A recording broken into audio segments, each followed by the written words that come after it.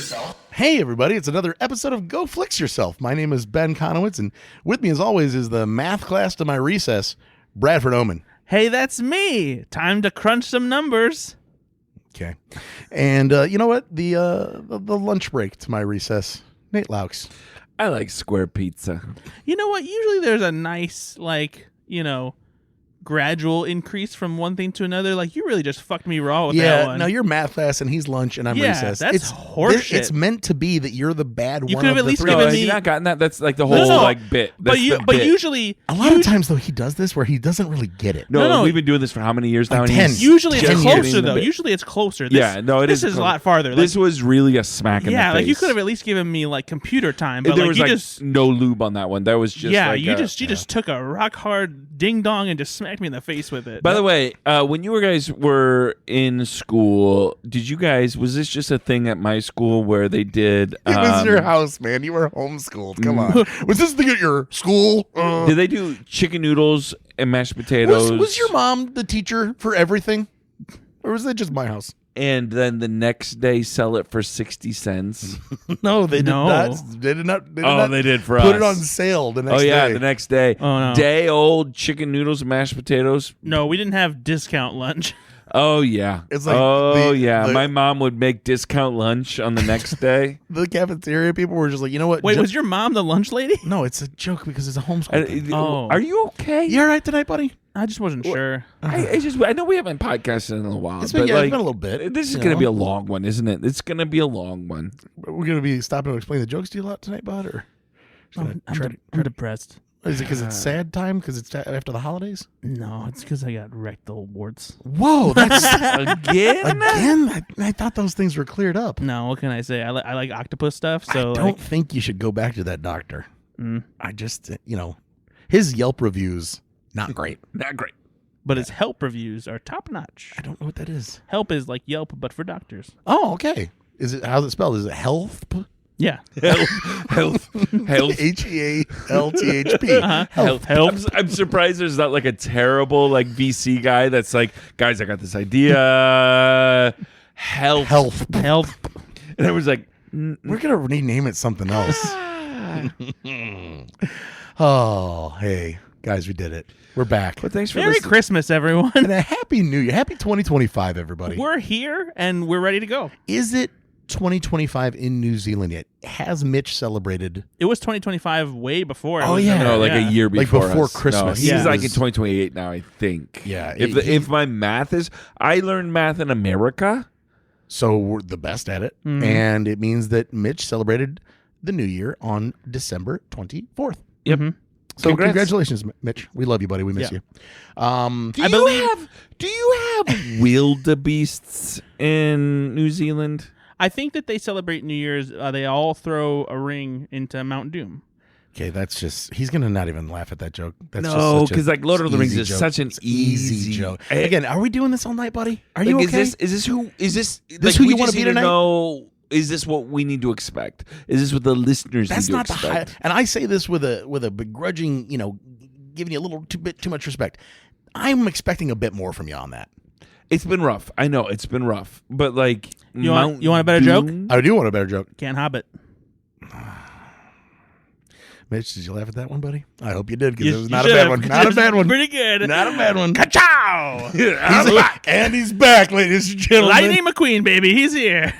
Well, you know what? This is an episode of Go Flix Yourself that we are coming to you live from the basement of my home. 2025. It's going to be just a Can you make it glorious year. sound like when you say we're in the basement? Like no, we're in the Go Fix Yourself studios. Oh yeah, the podcast studios of Go Flix Yourself, located in LaPorte, Indiana, 46350. It is a shitty basement. Come though. on, It is not. I It's love not this a studio. shitty basement. Actually, We have an I on-air genuinely sign love now? This. Yeah, we got an on-air sign. Actually for got me an Christmas. on-air sign for Christmas. That's a good point. If there was one problem with the basement, is that we didn't have an on-air sign. and now down we here. do. Do you think we could ever get the fireplace going or no? Is that No, like there's so many spider eggs in that thing. I do hate All the more spiders. reason to light it. I don't want. arachnophobia in my house. Oh, would that be terrible if like just we lit it and just spiders just came out from everywhere? This house is built in 1936. There's a fireplace upstairs as well, and we got it looked at, and they were like, "It'll be $22,000 if you ever want to use this fireplace." Oh my God! No, why? they didn't. Yeah, because all the fire brick has like gotten to the point where you can't light it anymore. Otherwise, it'll like You can do an insert though, right? Fall for apart. $22,000. That's the insert. That was what. That's the insert. Because on top of the roof it's falling apart too and everything, and there's no flat. Did you- There's water coming inside the house every time it Did rains. you- Are you serious? Yeah, we didn't know about that. Oh, Get wow. an inspection before you bought. Yeah, the why house? didn't they tell you about We that? knew That seems we like a knew, bad thing. We knew a lot of the issues. We bought it without an inspection because I had a friend of mine do an inspection, and he told me about a lot of these things. Oh, he really friend? did. He really did. Well, he does home inspections, but he doesn't. do anymore. Yeah. So okay. he It was he legit. told me all about this. Now, also though, the seller does have to sign a sales disclosure stating that they know for a That it fact that works. there's no issues Yeah. with certain major things. And honestly, there's 3 things right now that there's no way he couldn't have known about. So I feel like Are you I'm gonna not do the saying- court I'm not stuff? saying he's lying, but I'm thinking like he kind of lied. So we're thinking about Exploring just options. what our options might be on a couple of these things because water inside the home seems like something you'd know about. I mean, like black mold. There's I've no read black isn't mold. great, Yeah, there's no black mold but that I know of. So anyway, but Brad, spiders. hey buddy, what's the last movie you saw? No, No? no, Hey, let's talk about trailers. no. Can we do a game? Oh, let's do a game. No. Did you write a game name? I did.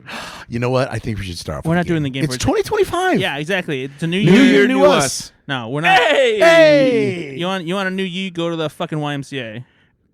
What? Not you. You're fine. What's wrong? Not you. What's wrong? You're fine. It's games time with Nate and Ben. Brad's also here, but he's being a piece of shit. Games time with Nate and Ben. Brad's also here, but he's being a piece of shit. Ben, let me ask you a question. Yeah, what's your question, buddy? Oh, I see. Are you gonna be nice? What's your favorite Oreo? Mega stuff. Mega stuff? I mean, it's just I just like the cream. Have you ever had the most stuff? You like the cream in your You know mouth? what? Just sell me a tub of the cream, Oreo. Have you ever had the most stuff? I mean, sure. What is It's- the most stuff? The most stuff is like literally the most cream I've ever put in a cookie before. Like, why even have the cookie part though? Like, I'll order a tub of the cream. Just give me the white stuff. I'll bet you Give me the will. goo. I knew that was gonna happen. You guys are degenerates. I don't know. You're the one asking for a bucket of cream. Yeah, the good stuff in the Oreos, like You guys smear it are all over your lips. sinners. because they're sinners. Nate, what about you? Is it a classic for you? I like vanilla double stuff. Oh, you go the vanilla route. I like the vanilla wind milk. Okay. It just does it. I Do can you- eat a sleeve of it. You go for the golden Oreos over the regular Oreos? Yeah. Sleeve of All it. the time. Yep. That's Wow. my favorite. Okay. Yep. I don't typically like Nate loves the chocolate. golden showers. Throw it up. You guys are gross. Throw it up. Throw it up. Oh, that was a terrible that's throw. fine. That was a terrible. No, don't throw. pick it up. Don't pick it up. Don't pick it up. No, pick it up. Well, pick it up, but don't My- eat it. Good lord. It's for the mice. Do you know that you can throw it to me? It's a frisbee. Yeah, just throw. That landed right on you. Yeah, yours is better. Cool. Smell it. Okay. I hope for some reason somebody just accidentally fast forwarded right. That's the first thing you say. Smell it. Smell it. Smell it. Smell it before you put it in your mouth. Yeah. Smell it. Take a sniff. Any predictions? It smells like Irish cream to me. It smells like you soaked it in formaldehyde. It smells like Irish cream. I don't think you know what formaldehyde smells like, Ben. Yeah, no, it tastes like it too. A little bit perfume. I don't like this. No, this isn't good. Also, I don't like the thins. What's the point? It's too much cookie. Oh man, a friend of the podcast. Well, I'll say friend of the pod. Sam, I'm already bored. Sam Broadhacker. Her son, I believe Eli is 12, maybe 13. He said I saw him after Christmas, and he goes, "Oh hey, I started listening to Go Flix Yourself." Oh, And I was like, oh, "Okay." I'm pretty sure we're like at 18 above on the I was like, podcast. listening. "Sorry, Sam." And he's like, "Oh man, no. I mean, I don't know. I got to the one where you got really mad at Brad for chewing into the microphone." And like he doesn't know Yeah, it could that be that's a running any bit one of them. that we do that Literally every single every time. episode. But it's so funny to me that that's the takeaway, right? Like the one that you got mad at. Yeah. I'm like, yeah, that's a good one. It's like, I remember that listen to one. more. I remember that one. He was crunching chips into the microphone. Well, at least we knew it was a chip-based episode. There you go. That's more specific. So hey, welcome our young listeners. What'd you guys think of this one? It wasn't good. It wasn't not good. You don't think it's good? No. It's leaving a very plasticky taste in my mouth, like a very like just fake Yeah. No. It wasn't good. taste in my mouth. That's upsetting. I really like these. Tasted like Irish cream to me. It is Irish cream, Nate. You nailed it. They're Irish cream Oreo thins. They are new in 2025. They just came out at the beginning of the year. Perfect for my diet. I like them. They also, so I didn't get these because I'm like, it's like, I don't need to do that. They came out with a new Oreo loaded, and what they did is they are Bacon, chives, sour cream. cream. That's hilarious. But no, they're double stuff, but they've taken Oreo cookie crumbs and put them in the cream as well. See, So it's like Inception But Oreo. why though? And- It's too much. And they've done It's cookies too and much. cream Oreo before, and I was just like, that doesn't make any sense. Why are we doing Oreo, this? come on, sell me a cottage cheese size container. Oh, I thought you were gonna say a cottage cheese Oreo with- fucking. with- He would eat full- that too because he likes He cottage wa- cheese. Oh, could Full you of the imagine cream. an Oreo that has chunky cream in the middle of it? Oh, he would love it. Actually, he would love it. You know what? I might try that. I might take the pieces off and put You do like cottage cheese, don't cottage you? cheese in the middle of it. I love it. It's my favorite food. Oh. Next time you have cottage cheese, take an Oreo and dip it in it. I might actually. Do you That's eat not a bad raw idea. cottage cheese? Like, do you have to put like peaches? No. and- I am a He's Purist? I'm a black and white guy here. You're putting it the spoon in, and that's it. The only thing that goes in cottage cheese is a spoon. Pepper? Nope. Oh. Nope. No fruit, no pepper, no nothing. We had this conversation. This is boring. Here's the thing. What's the last movie you saw? I want to get into it. I will. I want I wanna play a I want to game. counter your Oreo thins. Oh yeah, let's play a game. I want to counter first. your Oreo thins argument. Because if there's one thing, New Oreo Thicks. It's a slight, just a smear of the cream and the thickest cookie you've ever seen. one of the things Oreo that Thicks. Oreo thins are good for is like dipping into like a dessert dip, or like at Dan and Ronnie Scooble's, friends of the pod, we discovered something delicious, which is taking golden Oreo thins, putting a slice of strawberry on it, and a dollop of Cool Whip, and Wait, Cool Whip? Cool Whip, Cool Whip? Cool Whip, whip, Why are you saying it like that? All right. delicious. Okay. If you've never done it Oh, before, that's a fancy. You're a fancy Yeah. man, though. golden Oreo thin, slice of strawberry, Very- Cool Whip, yum. And with strawberry, that's healthy. It's like a strawberry shortcake, yeah, and that's what makes it healthy, and that's why I eat it all the time. Yeah, very demure. Is that what the kids are saying these days? Oh, Jesus Christ, what is with these TikTok trends? I really like them. Very demure. Very demure. Congratulations, the internet! You learned a new word. I just don't know what it means. Anyway, so yeah, that's Oreo Thick Mints. Oreo Irish cream. No, not thick. They're regular mint Oreos. They're Though. thick ass, They thick exist. booty mints. I would love a good thick booty mint. Oh, I love Thin Mints. Oh, that's what they should make. It's just Thin Mints. Oh, that's what we should have. Just Thin Mints. Do you guys ever put Thin Mints in the freezer? Come on. There's no other way to What are you eat Thin Mints. doing What over do you- here? yeah, What is this, your first amateur day? hour? It's your first day on planet Earth. Oh my God, have you guys ever done this? It's incredible. Hey, What are you, guys. Mormon? Hey guys, Oh, it's still living on the edge, putting them in the freezer. that's insulting. To Why? to my fiance Brittany. Well, the Mormons, by and large, are very boring. And also, they've never had chocolate. That's not even remotely true. No, I'm pretty sure. Yeah, no, they're not allowed. Chocolate has caffeine Hey, in you it. guys ever put Mormons potato can have chips on your caffeine. bologna sandwich? It's a game Do you- changer. When's the last time you've had bologna? Have you had it in adulthood? Yeah, for sure. I like bologna. Yeah, I like bologna too. I don't think I've had a. And do you have just like a regular of the like oily Fetish? cheese? Oily cheese, like the Oily cheese. Wait, what? Where are the- you shopping? The cheese with the plastic, Like cheese singles? You mean just cheese slices? Yeah, but I mean nobody gets those cheese slices anymore. I get buy them all every the time. every no, day. we get the fancy slices like the cheddar. No. I know. I mean, I get those too. Yeah. but I still get Kraft. If I'm, singles. Do you really? Oh, Yeah. absolutely. If I'm making a grilled cheese, it's Kraft singles, baby. I don't do that because that's just I'm not super poor, but Wow. that is maybe the most dickiest thing you've said. And that's But saying here's the something. thing: is you're not doing it because you're poor. You're doing it because I'm you doing it 'cause actually it's like delicious, yeah. That's- yeah, there's so many more better ways to make a grilled No, cheese. no. Trust me, I've made better grilled cheeses, but like sometimes I'm in the mood for a classic Kraft Singles grilled cheese, and I like the way the cheese melts. I like how gooey it is, And so the problem is with some of the other sliced cheeses, It doesn't melt well enough for you. yeah, they don't get as gooey. They once it starts to cool off, it gets hard. Yeah, And I like use that shredded cheese. Shut up, for ugly. this. No, shredded cheese is the same problem. No, it does. Oh my god, do you not know how to cook? Here's what I like to do. God. If I'm making a grilled like turkey and cheese sandwich or a grilled ham and cheese sandwich, I'll always use like the fancier sliced cheese you're talking about. If I'm making just a flat out regular grilled I'm gonna cheese, teach you how to make Kraft grilled cheese. singles. What about My grilled cheese will fucking stomp your grilled cheese.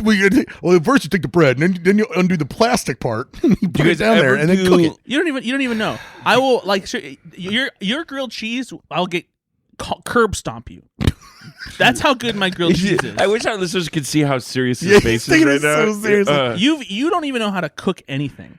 I cook, Let all alone the a time. grilled What are you cheese. talking You about? know what you cook? weirdo? You cooked Kraft macaroni and cheese. That's what you No, cook. crab macaroni and cheese is that's blasphemy. That's good stuff. Yeah, but that's all you cook. No, it's not. Yeah, it is. Do Oh you guys ever make grilled PB&J? no, No. but I do like a good hot PB&J. Oh, I think- grill a PB&J and it'll change your life. I think that if So I did good. a PB&J like a grilled version, I'd add the banana like the king did. That would be delicious. I'm sure it's good. I love you a good. Don't have to. I but- love a good peanut butter banana sandwich on toast. Yeah, no, I do too. But a grilled PB&J change your life. So good, so good. One thing I've heard, and I haven't tried it yet, is that making a grilled cheese and using mayonnaise instead of butter apparently is a game changer. I mean, I like grilled ham and cheese, and that. What's the has- last movie you saw? when I say mayonnaise, I mean putting it on the outside. Don't play a game. Yeah, and that's what toasts it when you cook it. Yeah, Evelini told me this trick, which does work, by the way. If you're gonna make chicken breast to make it soft, put it in mayonnaise and let it marinate for like 2 hours, and then cook your chicken. The softest chicken you'll have. It's so good. Interesting. Just wanted you to know. Wanted you to know that. I've been waiting to tell you that because I knew you would like that. No, I appreciate Yeah, it. and so Want to play a game? There was a really good grilled cheese in the movie Chef. Let's I love that. play. movie. I really do. Let's love that play movie. a game. I just talked about it. No, we don't do games Let's do the early. games. I want to do the game early. I No, think a lot of people do like the game. I like the game. Nate's not even ready for it. I am. Is it up? Yeah, it's right in front of him. I can see it. No one wants the game up front. I think they do. everyone I think does. they do. No. Yeah, we're gonna do it. Here's the thing: is what I'm learning is that people like to have fun with the podcast. The only Yeah. reason that they like They don't like grilled cheese corner starring fuckface Brad. I guarantee you. Listen, if you're out there and you like grilled cheese corner starring fuckface Brad, please write a comment on the next time. And if you on the prefer us to episode. play the games first, go ahead and comment Like, that. hey, I bet you I $1 bet- we're gonna get more games comments. If you like to have fun on the podcast, let us know in the yeah, comments. yeah, we'd like to hear it. if you think Ben couldn't cook himself out of a paper bag with a dick in it, put it in the comments. Why would there be a dick in a big paper bag that I was in? Because you don't know how to cook. Those things are incongruous. In what? Incongruous. Congruous? Yeah, incongruous. Incongruous? Incongruous. Incongruous. But I said it. fast. San Diegan. Ow now, brown cow. No, you're dog shit. Nate, let's go ahead and play the game. Play a game, buddy. All right. Yeah. Psych! Fuck you. No, I'm just kidding. Let's All play the right. game. So, welcome to Go Fix Yourself. We are a movie podcast. You start the podcast over?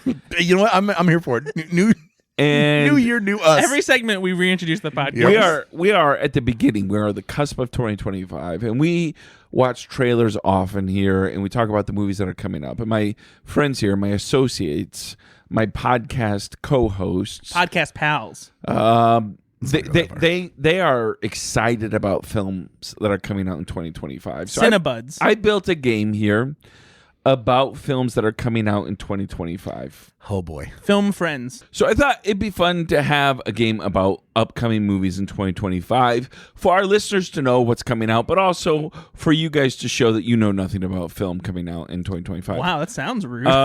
And so but also what, to show you guys that you know jack shit about the And so, movies coming out. Honestly, here's- Brad, you better be good at this. yeah, Like, and you here's the should. thing is, I thought about you because I thought Ben might not know all the film. Brad does this for a living. His job is literally to like know what's coming out, Sure. right? And so that's unfair to you. So what I'm going to do is, if you get the film that's coming out, okay, you get a point. Okay. I'm also going to give you the cast in this film, and whoever can do the best impression of one of the cast members gets to steal that point, okay? I still think we're tilting pretty heavy with Brad here. He's got a good repertoire. You never know. I love it. I love it. All right, Let's here do we it. go. All right, so I'm going to give you some clues, and the first person that can guess the film that's coming out Yes. gets that point. Good. Again, I will then give you the cast. You can choose which cast member you're going to do an impression of. I will judge whether or not that's the winner of it. I like it. Yes. All right, here we go. This film releases February 14th. It is directed by noted director Scott Derrickson of the horror genre. It stars Sigourney Weaver, Anya Taylor-Joy, I've seen the trailer for this. and Miles Teller. Yeah. I've seen the trailer for this, but I don't know what it's called. I think I remember what it's called now. I can read you the description, too. No, it's called The Gorge. Correct. Brad gets a point. But you can steal the point if you can do an impression of Miles Teller, Anya Taylor-Joy, or Sigourney Weaver. That I think is good enough. Oh man.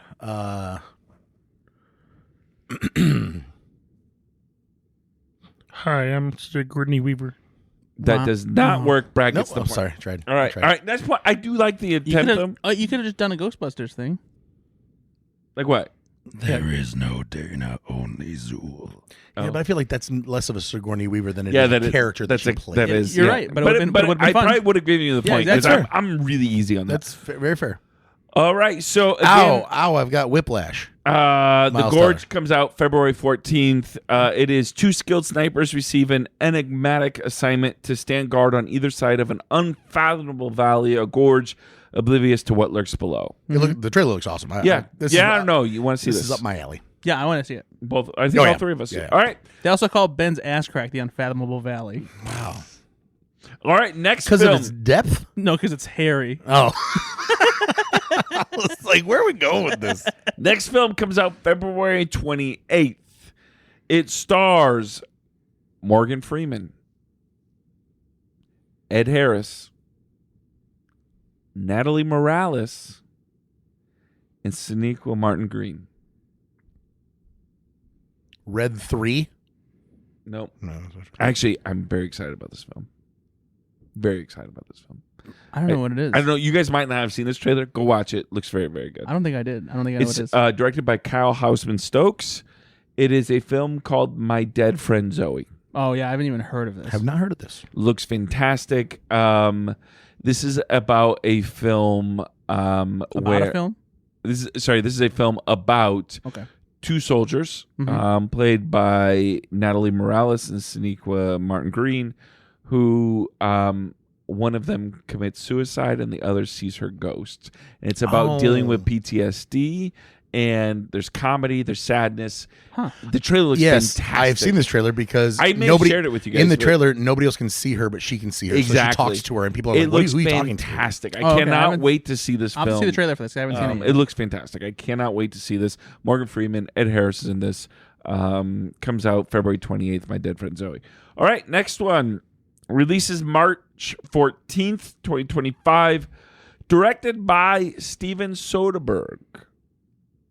I believe this one is. Ooh. Starring Naomi Harris, Pierce Brosnan, Michael Fassbender, I just saw the trailer for this, and I don't remember what the title Kate is. Blanchett, and Regine Page. Regé-Jean Page. Regé-Jean Page. I just saw the trailer. It's a great trailer. I completely am blanking on the title because it was the first time I saw the trailer, and I forgot what it's called. Description: the film centers on legendary intelligent agent George Woodhouse and his beloved wife Catherine. When she becomes a suspect of betraying the nation, George confronts the ultimate test: his loyalty to his marriage or his country. Ooh. Yeah, I don't remember. It's called I Do. Black Bag. Black Bag. Is this a Black film? Bag. So the trailer is out. Yeah, trailer's good. I don't know if it's online, but I saw it in theaters. so- Okay, look good. Yeah, it absolutely looks great. I have not seen Kate the trailer. Blanchett actually looks particularly sexy in this movie. She ages like a fine wine. Mhm. She just, I have, you guys know this. I have a huge crush on Kate Blanchett. She's just wonderful. She's phenomenal. Classy, wonderful, just beautiful. Easy, both of you. All right. It's all horned up for Kate Blanchett. We still have just 1 point here. We know our film here at Go For Here we go. Releases April 4th, 2025, my son's birthday. Directed by Jared Hess. Mm-hmm. starring Emma Myers, Danielle Brooks, Jennifer Coolidge, I feel Jack like Black. you've maybe picked the more obscure movies. and Jason Momoa. Oh, this is Minecraft. Correct. This is not obscure. This is This was not obscure, but it seemed like it was. Why didn't you say Jack Black? He did Oh, never mind. right at the very end. Yeah, I'm going I'm going least to most famous. Ah, gotcha. And so this is a Minecraft movie that comes out April 4th. You can steal this point if you could do a Jason Momoa, Jennifer Coolidge, Danielle Brooks, Jack Black, or Emma Myers impression. Oh my goodness! And then Brad can steal it back if he does a better one. Correct. Of another actor. But he's got to do a different actor. Okay. So my Jack Black. You're going to choose Jack Black. Okay. How many? That's him doing Neil Diamond in Saving Silverman. Yeah. So again, much like your Sigourney Weaver, he was playing a character. All right, Brad, can you do? Can you do a better Jennifer Coolidge? Jason Momoa. Yeah, I thought I was setting this up. I'll do a pretty shitty Jack Black so I can hear your amazing. Because we all know you've got a locked and loaded amazing Jennifer Coolidge. Oh yeah, guys. I was really gonna do my Jennifer Coolidge impression. Actually, I really want to tell you that I'm so excited to be here on the show with you guys.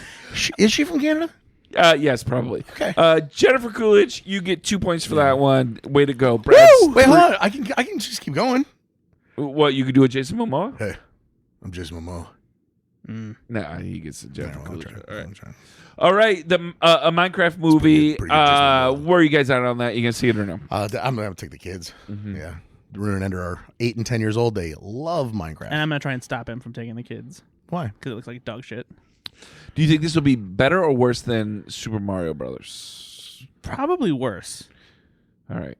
Because Super Mario Brothers, I think, was better than a lot of people thought it was going to be. It wasn't good, Yeah. but it was better than I think a lot of people. I didn't like it. I liked it.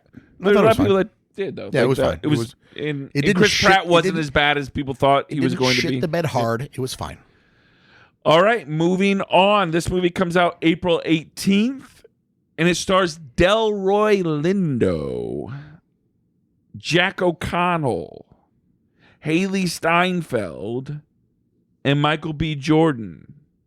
It is directed by Ryan Coogler. This movie is called Sinners. Correct.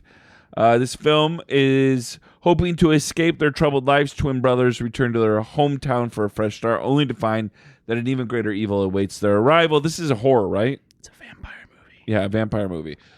Excited about this or no? Yes, very excited. I'm very excited for anything Ryan Coogler does. All right, you can steal this if you could do a good Haley Steinfeld, Michael B. Jordan, Jack O'Connell, or Delroy Lindo. I'm not gonna do that. You could do Delroy Lindo without being offensive. He's a black guy. Yeah, but he's not. But he has a very distinct voice. That sounds like you're baiting me. No, No, it's fine. It's fine. Go ahead. No, it's totally fine, man. Honestly, the only impression I think that as a white guy you're allowed to do is Morgan Freeman, just because it's so ubiquitous. Like everybody has a Morgan Freeman, which that's probably I why. think Barack Obama you could do too. Yeah, you can. I don't know. We should be. I'm just saying, Barack Obama has a very specific. I think you can do a Barack Obama just in the cadence and not try to emulate any sort of a black voice. You could, and people would understand it because the way that he. What do you mean when you say black voice, Ben? Yeah, go ahead. Yeah, what? Unpack that for I'm our not listeners. I'm not gonna deepen my voice and sound like a caricature, Brad. Okay, it's 2025. Oh, so black people have caricature voices. That's what you're doing. Did we talk about Sinners here? Yeah, we did. We watched the trailer. Yeah, I'm excited about this Yes. film. Are you excited about this, Ben? Did we watch it? Yeah, you probably don't remember because you're a fucking idiot. But Yeah, No, I mean I- that makes perfect sense. Again, Ryan Coogler. I just watched Black Panther 2. Sorry, the barn and the four of them. Yeah. No, not a lot to be said here. very much a The teaser. trailer. Teaser, The yeah, trailer. yeah. Yeah, we haven't gotten a full. No, I remember thinking, yes, I want to see Yeah, this. because they don't even fully reveal that it's a vampire Yeah. movie in the trailer. But this does come out April 18th, so it's not too far away. I'm pretty excited about this. All right, here we go. Another one. This one does not have a trailer yet. So if you know this, impressed by both of you. This releases May 9th, 2025. It is directed by Kogonada. Starring Hamish Linklater, Mm-hmm. which I love. Yes. Phoebe Waller-Bridge, Jodie Turner-Smith, Lily Rob? Sure. I don't know how to pronounce Colin Farrell, and Margot Robbie. Mm-hmm. Do you know what this film is? I don't, but because I am very excited about Kogonada as a filmmaker. Yeah, what has he done? After Yang. Oh, this You is love that, yeah. which is one of your favorite films from that year, right? Absolutely. And I also saw his movie Columbus, which is also fantastic. Oh yeah, set in Columbus, Indiana. Mm-hmm.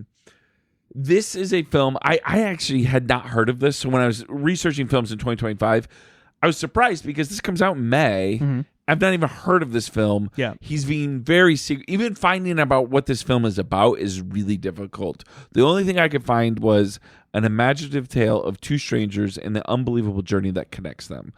Very, very, Yeah, very I've seen general. I've seen Peter Pan. Exactly. So this is a film called A Big, Bold, Beautiful Journey. Oh, okay. But this comes out in May. Cast looks fantastic. Mhm. He's a director that certainly, I think, piques a lot of interest. Yeah, for sure. Will you see this? Yeah, 100%. What about you? Yeah, I'm in. All right, moving on. A film that comes out July 2nd, directed by Gareth Edwards, starring... Jurassic World Rebirth. Wow. All right. Hey, that's okay. You can get the points here. Okay, I love it. Starring Luna Blaze, Ed Skrein, Jonathan Bailey, Mahershala Ali, and Scarlett Johansson. I would like to hear a Mahershala Ali impression. It's Mahershala. Mahershala. What was the third name you said? Jonathan Bailey. Hi, I'm Jonathan Bailey. It's pretty good. Can you do a better impression of any of those? Gosh. No. Okay. I don't want to try Scarlett Johansson. I'm her. By the way, not even seen a trailer. I didn't even know they had a Jurassic World film coming There is out. no trailer yet. There's only first look photos. Did you know there was a Jurassic World film coming out? I did not. Yeah, 5 years after the last one. No, it's ripe for it then. I know that's. We're all waiting with bated breath. I'm kind of with you. I'm like, There's we need one? There's a very detailed plot synopsis out there. Way more. No, I can read for you. It's pretty long. 5 years after the events of Jurassic World Dominion, That was him saying, "Don't do it." the planet's environment has proven to be largely inhospitable to dinosaurs. And this just is they find the dinosaurs. Right? Oh, that's not. No, there's a. No, I know. Yeah. It goes What, on did and on and somebody on. Leak but- a script online or something? No, it's not a script. It's just. No, it's just. It's like a. They did a full press release when they announced. Okay, that, let me give it to you. That production Fine. had begun, and like it just tells you like All right, when all right, it's set, what keep going. happens. I'll keep going keep for going. you. All right, the planet's environment has proven to be largely inhospitable to dinosaurs. The few that remain inhabit remote equatorial regions with conditions resembling those where they were once plentiful. Zora Bennett, a skilled expert in covert operations, Of course. is recruited to collaborate with paleontologist Dr. Henry Loomis and team leader Duncan Kincaid Dr. Loomis? on a top secret mission to acquire genetic material from the three largest creatures in the world's tropical biosphere. This genetic material holds the key to a drug that will astonishingly T-Rex doesn't want save to eat. human lives. He wants to hunt. Zora's mission intersects with a civilian family whose boating excursion is interrupted by roaming aquatic dinosaurs, leaving them stranded Oh, on told an you. island God, where they this must is face a insane. terrifying, ominous revelation that Michael has been hidden Myers from the is world on- for decades. Michael Myers is on the I island. did. I saw the. I'm like, I could my not believe gosh. how much they revealed about the story. And Mahershala Ali's character dies in the third act. It's like that movie comes out 2 months after A Big Bold Beautiful Journey, and there's nothing out about that film at all. They're keeping that under wraps. Yeah, I am. I'm interested because of Gareth Edwards, and that's really the only thing that's keeping me interested. What has he done? He did Rogue One and the Godzilla reboot. And so yeah, I mean, yeah. yeah, I'm interested because of that, but at the same time, What are we wanting to see happen though? What are we wanting that's to the see thing happen? is like I don't know what you do with the Jurassic franchise at this point. Like you've exhausted the most interesting thing about it. Like Just go and make a different movie about dinosaurs that isn't tied to the Jurassic series. Like, doesn't have to continue the mythology. Is there a tone change that we At want the to see same time, shift? there's a way to do anything, right? Like you can Do make a good Dark movie here. Knight of Jurassic World. Yeah, they made a bunch of Batmans, and then Dark Knight was good. So, But there's a much more potential with Batman because there's such a big rogues gallery and there are so many different interpretations of Batman. With Jurassic Park, like I don't know what else you do with dinosaurs without doing something that isn't a Jurassic Park movie. Like I honestly think I'm of the mind that there never should have been more than 2 Jurassic Park movies. Like the first one, it's like, okay, they had a park. It didn't go very well. It was fine. Oh, there was a second park that they did to test. Yeah, okay, I'll buy that. I'm not buying any more of this fucking like dinosaur accident shit. Listen, we're dumb. We're not that dumb as a species. Yeah. no, we are though. That's the thing. We really are. I do understand rebooting it with Jurassic World. Yep. But then what For happened? 2 films. What followed? What followed after that did not capitalize on the potential of introducing dinosaurs into the larger world. And I didn't hate Jurassic World 1, right? I didn't hate that film. I thought it was I fun. didn't hate it either. Like- I didn't love it. No, but it was a good going to the theater film to see with dinosaurs, a reboot of this franchise. I didn't hate it. It was Yeah. fine. By the third one, I'm like, okay. I was there with the second one. Yeah, I get you. Like, it's Yeah, just enough. just go do literally anything else with dinosaurs. You don't need to tie it to the Jurassic franchise. I want them to do it again. I want them to do a third one, like the first one, where they have a park, and then Jurassic World, they rebooted it. They had a park. I want them to reboot it again, where some other Elon Musk type trillionaire thinks like these 2 idiots were idiots. I can do it even better, and make an even better park, and then make some crazy shit happen, and then that doesn't work either. The only way I'll watch that one. The only way I'm fine with it is if they do it on the moon. Here's where I think this. I don't know this, but based on this, Space right, T-Rex. they've got a boating family. I think this is going to be more driven in water, right? Which could be a fun shift. Water dinosaurs. They have not done a ton Water of water Jurassic World. It's right there. They have not done a ton of like the water aquatic dinosaurs. They could be doing some fun things with that. Jurassic Water World. Would that have been a better one? No, Are you just not having fun right now? no, Why not? I'm just so sick of dinosaurs. All right, just a couple more here. This is a story all about how.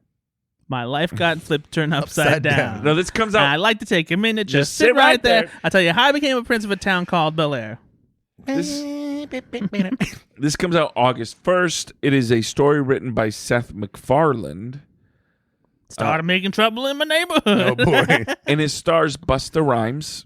Did you say Seth MacFarlane? Yeah. Busta Rhymes wrote the story. Busta Rhymes. It also stars Kevin Durand. Kevin Durant. Durand. No, Kevin Durand. Oh. Who's the villain of every, like he's a great villain. He's I a good. think. He's a big beefy guy. You'd Yeah. like him. Paul Walter Hauser. I think we are all fans of Paul. I Walter love Paul Hauser. Walter Yeah, I Hauser. love me some PWH. PWH. Good job. Nice job with the letters. So tired. Pamela Anderson Finally. and Liam Neeson. This is directed by Akiva Schaffer. It's the Naked Gun. I did not know Seth MacFarlane wrote the story to this.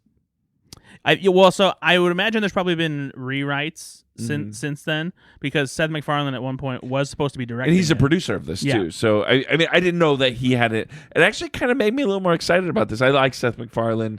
I love Akiva. Liam Neeson is very inspired casting because Liam Neeson can easily do deadpan serious comedy like Leslie Nielsen. Oh, And absolutely. he needs a reboot in his career. He needs something new. He needs something different. Yeah. Other than the films that Ben watches. I just watched one the other night. And so this comes out August 1st. This is the new Naked Gun. He is the son of Frank Drebin of Police This is Squad. Frank Drebin Jr. Mhm. Paul Walter Hauser plays his kind of, partner. Are you guys excited about this? I am very excited for Yes. this, only because even though Akiva Schaffer has never had a box office hit, He's due. I don't even care if It's not his fault. But you love his films. No, it's not his fault, and I don't care if it is a box office hit.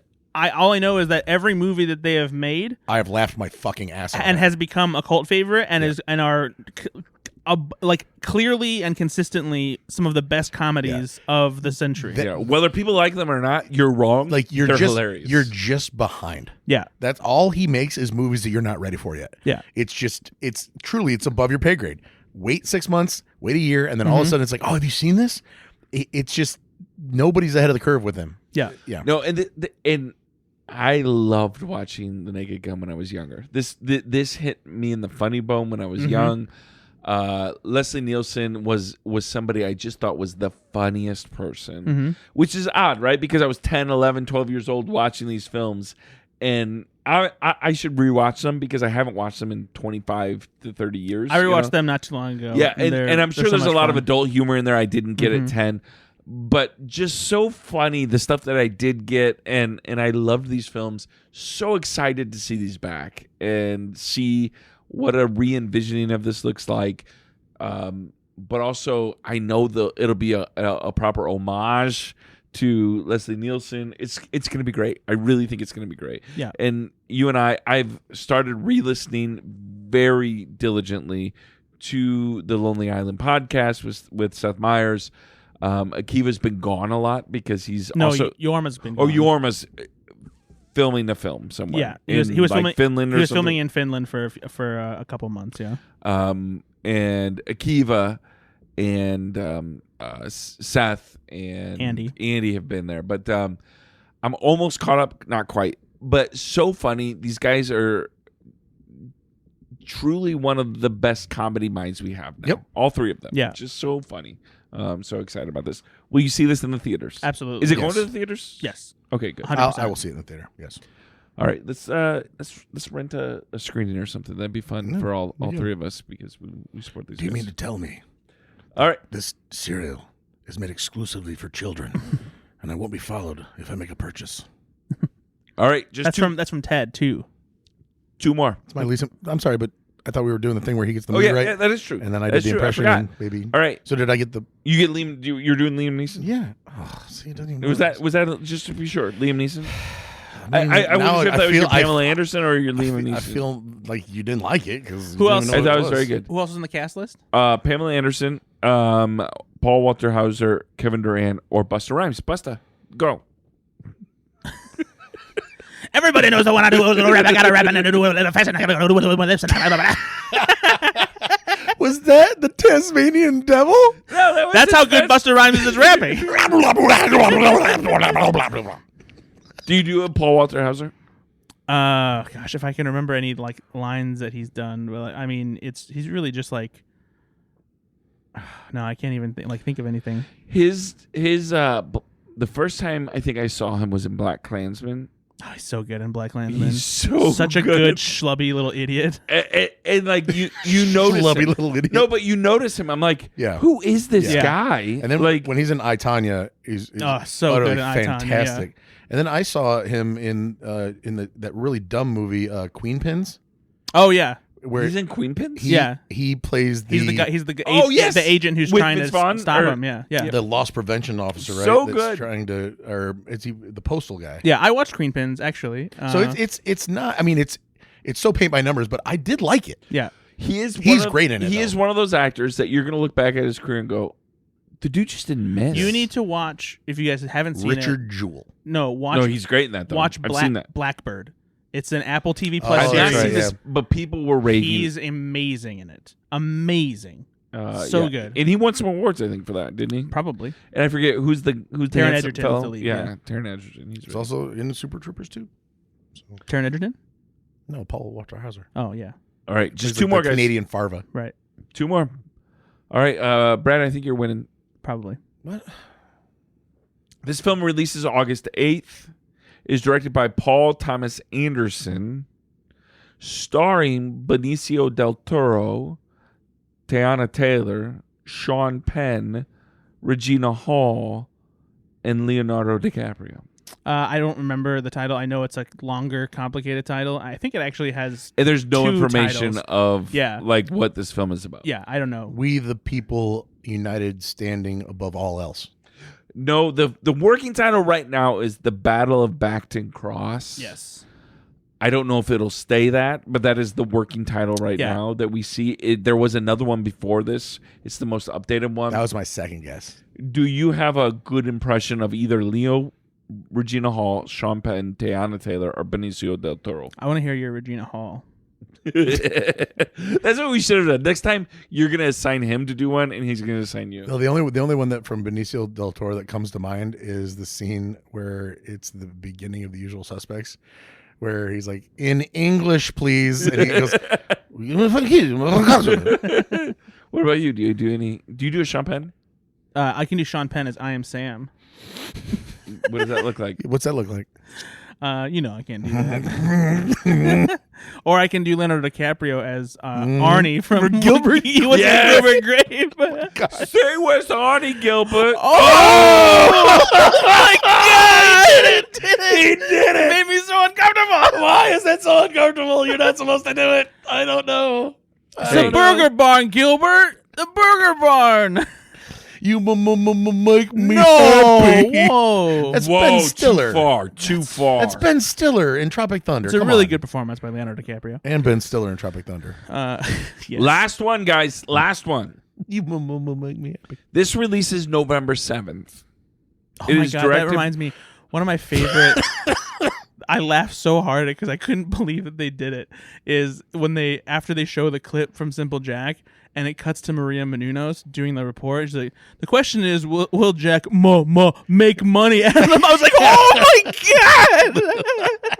I mean, they got people obviously to go all in that movie. Like that was That fantastic. movie's so funny. Yeah. All right, this is the last one for our listeners. You've fast forwarded to this point. All right, this releases November 7th. You fast forward to this point. Directed by Edgar Wright. Do you guys like Edgar Wright? I do like Edgar Wright, and the movie is The Running Man. Come on, man. I didn't even know they were remaking it. I know. They're not. Either. It's a different movie. Fuck you. No, I'm kidding. This stars William H. Macy, Oh, classic Michael Arnold Schwarzenegger Cera, stand-in right there. Lee Pace, Josh Brolin, Katie O'Brien, and Glenn Powell. There we go. There it is. So do you do a good Glenn Powell or Josh Brolin or Michael Cera? It would be amazing if I had like a locked and loaded Michael Cera. I do not. Oof. Yeah, no, I don't think I Glenn Powell's just so handsome. I can't is. pull that off at all because I I'm excited I about just this. sound like a fat Glenn Powell whenever I talk. Do you do any of those? No. What about William H. Macy? He doesn't have any like distinct. I think he does. I think people. No. I think somebody could find a William H. Macy somewhere. An impression. I doubt it. Probably. Are you guys excited to see this? I am very excited to see this. I think The Running Man is ripe for a redo. And Edgar Wright And is the right Edgar Wright person is to one of do my it. favorite Honestly, filmmakers. there are a lot of Schwarzenegger movies that could be up for remake. That Junior? would make very, very, very good Kindergarten sense. Cop. I'm not judging. Something like Kindergarten Cop would absolutely work. Those are films that we don't have enough of, honestly. Batman and Robin. So I didn't include a lot of films there, but these are films that are coming out that I actually, a lot of them I forgot about or I didn't know about. I am excited about 2025 in film. Are you guys excited? What film maybe are you guys most excited about? Not in this list, but that is coming out, or films that you're really excited about in 2025? I am very excited for Mickey 17. Don't know what that is. Yeah, you do. It's the one with Robert Pattinson with the clones and stuff. Oh yeah, I'm excited for that one too. Yeah, that's what you should be. I don't I know almost titles for included things. that, but I thought that was too obvious. What do you thought it was too obvious? Because we've talked about it, we're gotcha. excited like that. One was- Ben, there's one you should be very excited for, and I'm surprised Nate didn't throw it on here. It's the new Predator movie. Mm-hmm. because again, I knew you were going to get Predator If you- Badlands. If you would have said Dan Trachtenberg, I would have said Predator, but I didn't know the subtitle. I couldn't remember it. Guillermo del Toro has a Frankenstein movie coming out. Who does? Guillermo del Toro. Guillermo del Toro. Mission Impossible: Final Reckoning. It's coming out. The third. Nobody Shut up, ugly. cares. The third. I mean, it sounds more like these missions are pretty possible. The third. At this point. Has that ever been said? The third Knives Out Guys, movie. has that joke Is that ever a been- joke? Has that been said? Did I invent that joke? The third Knives Out movie is coming out. Is Put- it? put- When? Wake up, Dead Man. Get those Thin Mints out of the freezer and comes make out- that bologna and cheese sandwich. Let's talk about how these missions are pretty possible. Comes out sometime this year. No specific date, but it's coming out this year. Hey Brad, do you like our new movie critic characters? guys that just think things are really easy. And They're not fun. really characters. It's just you being a dumb fuck as It's a usual. pretty possible mission these days. Nate's doing a character though. Pretty good. I didn't know Knives Out had a new film coming out. I'm very Well, at this excited point, about shouldn't that. they be putting the knives back in somewhere? It's called Wake Up Dead Man. Ooh. Knives Out, Wake Up. What's it? Where's it set? What's it? Do you know anything? I don't think about it? they've revealed anything about that yet. Who's the cast? Anybody? Do they? No, actually, that they're nobody's in it this time. Yeah, it's a real. I didn't know. it's a I real- honestly have real not barn heard burner to about know. it. Like, Brad, I'm what's gonna going on? tell you the cast here in a second. Please do. So the people who are in this movie are Josh O'Connor, Glenn Close, Stanley Tucci. Josh Brolin, Mila Kunis, Jeremy Renner, Kerry Washington, Andrew Scott, Kaylee Spaney, Daryl McCormack, James and Franco. Thomas Hayden Church. Stop saying Danny bad people. Danny Masterson. I can't wait to see that.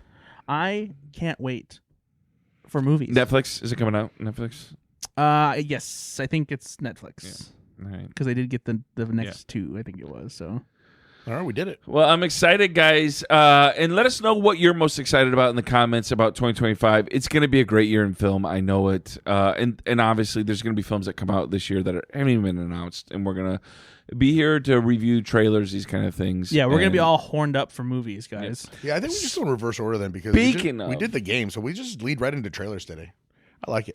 What are you doing, It's new year, new us, so let's just talk about some trailers that we watched. Nate? Hey, Nate, what's the last Hashtag movie? live, laugh, love. Nate, what's the last Yeah. movie you saw? The last movie I saw actually Was a trailer for a movie. was Black Panther Wakanda Forever. Oh, really? You just felt like a rewatch? I did feel like a rewatch. And hey, real quick, I thought we were on the same page. What? I thought we were going to do like what we wanted to do tonight. Oh, Like games and then the trailers. Did you want to watch? We'll just like we fuck can it up talk a little. about We'll the just fuck it trailers. up a No, little. we're not doing trailers right now. We're then talking you just about like- the movies. You went right back into what we know. Talking about- I didn't know that we were doing like a thing. Like, I thought it was couch buddies. okay, yeah, no, we are. Sit You on- guys, we're sitting on the you same guys- couch. You guys can be couch buddies afterwards. Brad's on the couch over there. You're on the couch with me. You can be couch buddies afterwards. You guys Okay, can. no, You guys no. can kiss. You can touch each other's crevices. It's fine. It's fine. I'll just Have you heard of this Make this another drink? film, by the way, that stars Paul Rudd Okay, well, this is. and Jenna Ortega? You watched Black Panther: Wakanda Forever. I did watch Black Panther Wakanda Forever, and I hadn't seen it in like a year, right? Yeah. Like, actually, you and I went to a showing of this before it came Press out, screening, yeah. and I don't know why. I just wanted to watch this film. I hadn't seen it in a while, and I wanted to know if it still felt emotionally resonant to me because I Mhm. remember seeing it in the theater, and obviously you and I weren't sure exactly what they were going to do, and feeling very emotionally attached to this film. And one of the things that I loved about this film, even in the rewatch, is, and I don't think it gets the appropriate amount of appreciation, is obviously Ryan Coogler's in a really tough position when he's making this film. Really, really tough position. Because not only does he have the weight of changing the story, right? You've got to change the story from Chadwick Boseman, who is he does a film of Black Panther, and obviously he's got the residual, like, Avengers, these kind of things. But Chadwick Boseman quickly becomes a beloved member of the MCU. Like, absolutely. Oh yeah, he is so good at this, Black Panther was huge. and also just symbolic to so many people, and right? So there's a lot of, in the MCU more than most franchises, like, that Harrison Ford is Indiana Jones, right? You know that Tom Cruise is Ethan Hunt. But in the MCU, Chris Hemsworth is Thor, right? Robert Downey Jr., it's like nobody could possibly be Iron Man except for him. And Chadwick Boseman, well, man, that's Black Panther. They're really... So then with his unfortunate passing, it was a big question mark, right? About how they were going to do a lot of things in the MCU. And I think that we can say that they did the best, obviously, they could, and it was a very good movie. Yeah. Right? What I love about this film, and a couple different things, but one of the things I love most about this film is the air that Ryan Coogler gives it to breathe in certain times, right? Where Wakanda has very clean air. they do. It's very clean. But where they actually, he mentions actually how clean the air is. Yep. So, But where there's put an that in your pipe emotionally and smoke it, resonant Brad. scene. I don't have a problem. It was actually one of the smartest things you said on this podcast. And they could have filled it with music. They could have filled it I don't know. with- No, I don't like this. Play the thing. Do the thing. Be normal. Like, shit on me when you're supposed to shit on me. Like, that throws me off. You fucking agreeing with me? Like, what the fuck are you doing?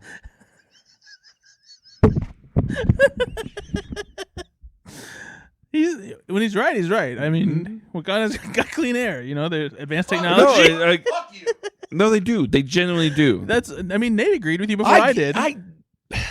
But for some reason, honestly, They he said it, and I took legitimately it. mentioned it I in know, the film. and I'm like, you know what? I made a good point without even thinking about it. And then when you agreed, I fucking hated it. I got really upset. I know you did. Did you want me to say it was stupid? I wanted you to refute it so I could be right and you could be wrong. But no, instead of you're right.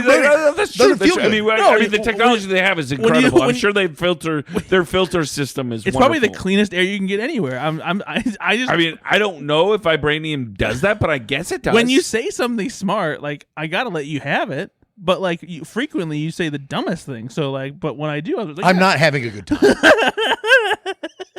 It was me and Nate against you for a while, and that felt good. And somehow that got eroded real quick, like turned on a dime. And all of a sudden, he's like, "I'm not doing trailers. Let's just talk about the last movie I saw." And then you're agreeing with me. It's just, it feels, my stomach hurts. It's 2025, baby. So, back to my point. Yeah, let's talk about your movie. Real quick. I appreciate, even in the rewatch, the decision he made to let the film breathe. It's not a perfect film, but there's some emotionally resonant things, and he doesn't include music. He just includes space. Yeah. And that was a specific decision, and I want to point out that it was the right decision. And I also because think there's so many people mourning at the time, and you could have put a song in there. You could have done a lot there. Yeah. And he chose not to. He just chose. There's a scene specifically where Shuri's crying, and he focuses on Shuri crying for what seems like 2 minutes. Yeah. And he kind of intersperses some cutbacks to Chadwick Boseman and stuff like that. But it is a very almost uncomfortable scene of having to deal with your emotions without the distraction of music. And Ryan Coogler made such a good and powerful decision by doing that. And when I rewatched it, I appreciated that. I thought it was a really good decision. And I think that he did a good job of crafting the story around having a villain like Namor take advantage of Wakanda when like they're at their lowest point and they don't know what to do. They're kind of, without like the leader who had like done so much for them. And Angela Bassett does a great job with her performance. It's why she got nominated for an Oscar for it. Rightly so. Yeah. No, I dig it. I think like it has its flaws for sure because it's tough to do that movie and try and like fill in the gaps when you had to deal with such a tragedy. But I think he did the best possible job you could have asked for. And my favorite Marvel is a Marvel that deals with larger questions, right? The larger questions of life, right? Shuri's dealing with the questions of reality versus myth, science versus, in a sense, kind of science versus religion, science versus myth, science versus, and she's dealing with these deeper questions of life about what she believes in light of the ancestors, these stories that she's heard and she's grown up with that you could tell she's not even sure if she believes. I love the idea that Ryan Coogler is not afraid of dealing with that in light of Chadwick Boseman dying, right? And so, again, I actually appreciated this movie, I think, on rewatch more than I even did the first time. Not because I thought, it's a perfect film, but because I saw what Ryan Coogler's trying to do. He's trying to weave in harder questions about life. Yeah. And he has a task that most directors don't. Not only did he not know, no one knew Chadwick Boseman was dying. Yeah. And he has to help everyone through this. Yeah. And he does it in such a beautiful way. Kudos to him. I mean, just such a good job. Agreed. Watch anything else good? I did. I watched with my son Finn. We did a full rewatch of Lord of the Rings extended editions. Hell yeah. Whoa. Once a year. You got to do it once a year, 4.5 hours per film. I have not seen them since they came out. You should. And you should watch them with the boys. Yeah, you should absolutely watch them with the kids. My son had not seen the films at all. So he's not seen and so we watched them all together. And he's like, Dad, these are fantastic. And he was shocked. He's like, we could have been watching these the whole time. And what he was shocked by is, these films are old, according to him, right? They're old films. They're over 20 years old now. He's like, Dad, I didn't think they looked old, right? And Well, they and that's most of testament the to there's the practical effects. There's yeah. very few. Well, not even just practical effects. the makeup. Weta did such a good job, even with the digital effects, that most of the digital effects have aged very well. They really have. These films are still But that's fantastic. at the forefront of that, though, is because they didn't CGI like an army of horde of Correct. people. They had actors doing Well, that. no, but they also there is a lot of CGI. no. but like, There's and There's actually absolutely no CGI in these films. actually two Towers and Return of the King. They were I've never actually seen those.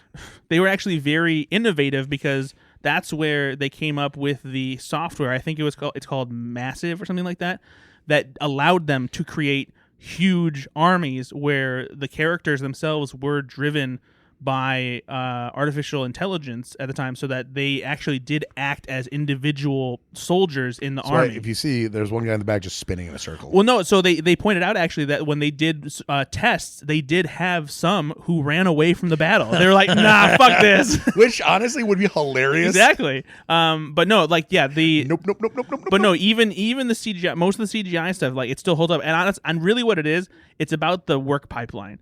And because they had such a long lead, and they took their time getting those movies right, that like they knew what the character design was ahead of time. They figured out during pre-production. There wasn't these last-minute changes in post-production. They had all this time to figure out because they shot the entire trilogy at once. And so you have that much time. You know what you're doing. You're not rushing anything. The visual effects artists aren't being like pushed to the brink and being taken advantage of. as they are now, right? Yeah, right. I mean, exactly. the visual artists as a whole right now, VFX is a market that everyone is tired, Yeah. right? There's just not enough of They them. should just suck it up and do better, though. But one of the things that Finn noticed, he's like, Dad, and again, my son is 14 years old. So films that are 20 years old Yeah. are old films. They're Oh, yeah. older than he is. But he's like, That's Dad, like us at that age looking at stuff from the 70s. yeah. Yeah. And he's like, Dad, you don't even have to redo these films. These are perfect films, right? And I'm not lying. They are. They're still perfect films. They are. And not because the stories are fantastic. There's nothing wrong there. They still look like perfect films. Yeah. You couldn't do enough to make them better. Did you? Right now. Did you watch anything else? How did you do anything else? The last 3 we weeks? haven't podcasted in a couple of weeks, but like, Because those are long films. the only other thing I did watch is a couple, and I don't know if we want to talk about it on this podcast. A couple comedy specials. Oh, yes, please. Did you guys watch the new Nate Bargatze? Yes, I haven't had a chance Your to watch it friend yet. Nate Bargatze. Yes. What'd you think? it's fantastic. It's fantastic. I thought it was great too. It's fantastic. I laughed consistently. It is Nate Bargatze doing. He does a couple things that he did on SNL in this. Yep. But you did say in a text that you didn't think it's still pretty far below So- Tennessee Kid though. Tennessee Kid's the all-timer, though. But Like, the hard thing with Nate Bargatze is the drop-off is not significant, though. Like, Okay. I watched Jim Gaffigan, and, his... I didn't think that was great. By the way, that was the other one I his watched. earlier stuff, you can see where he peaked. Nate Bargatze is still very, very high level where he was. John Mulaney, his 3 specials in a row there were all very high level. Nate Bargatze is still riding this high level. Just because I was able to order them in my enjoyment, Yeah. it wasn't there's not a huge departure here. I mean, There's not. Gaffigan's got what 15 specials. Well, exactly. now, It's you know? harder for him Yeah. too. But even like Chris Rock has a bit of a falling. Like Nate is not yet falling off. I mean, he's still Yeah. riding his moment for sure. I think he's probably got at least one more good one at this level, and then people are gonna maybe get a little like, okay, I've seen this before. What did you think of He's Jim so different, Gaffigan's though. most recent? It was fine. It was I- fine. it was I laughed, fine. but I didn't. Jim Gaffigan at his worst is still better than most people I at their just best. didn't But, like, out loud laugh a lot. No, I just thought this is really good. it was he Skinny Gaffigan's not as funny. It's still very good. And so much of the joke is about Skinny Gaffigan, right? Mm-hmm. And so, it's good. It was not. I was actually. I'll say I was a little disappointed. It's hard though. After my God, he's been doing it for so long. But so I also watched Fortune Feimster. Is that Fortune Feimster? Feimster. Her most recent. What's interesting is Fortune's a great She's comedian. awesome. She's funny. But when you go Nate Bargatze Yeah.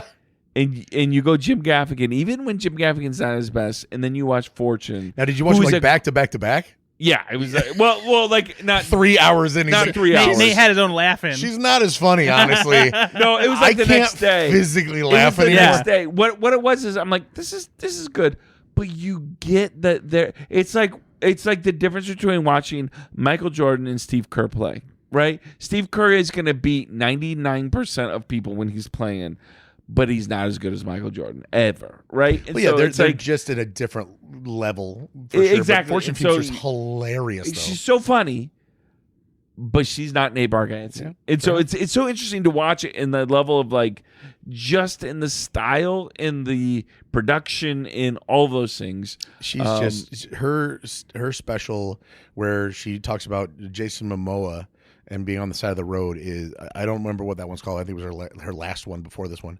It was very, very, very funny. The one I watched was Crushing It. Have you seen that one? I've not seen that one. That's her newer one. I think. Yeah. And so it's the most recent one.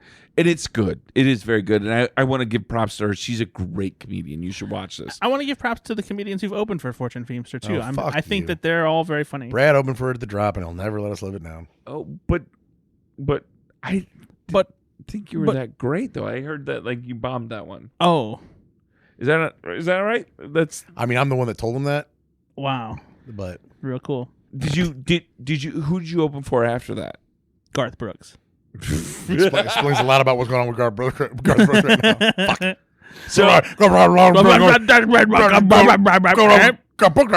and then the Farmer final one Fran is Waterboy over here. I watched the most recent Melissa Villaseñor special as well. Oh yeah, was it good? It's pretty good. It's pretty good, Melissa. Thanks, guys. Hey, thanks. Hey, it's me, Melissa Villaseñor. Hey, thanks. Thanks, guys. She and Maria Bamford both have that thing where their real voice can put on- is a comedy voice, and when they do fake Hi. voices, they sound like regular Hi, people. How are you? Yeah. I'm Maria Bamford. Like, she's got that sexy voice. Like, what is going on Yeah. here? Melissa Villaseñor is a fantastic impressionist. She is. She's very good. She's an okay stand-up comedian. And that's typically impressionists are. I think Dana Carvey same way. I actually don't love Dana Carvey's stand-up. Frank Caliendo, phenomenal impressionist. But all that is it's all they're doing is bridging the impressions, right? Yeah. And that's typically what you're gonna get. I don't hate it. No, I don't either. Exactly. But I'm also not lining up to be like, wow, can't wait for original material from these people. That's not why I'm watching. I don't know. right? I would love to see more Frank Caliendo.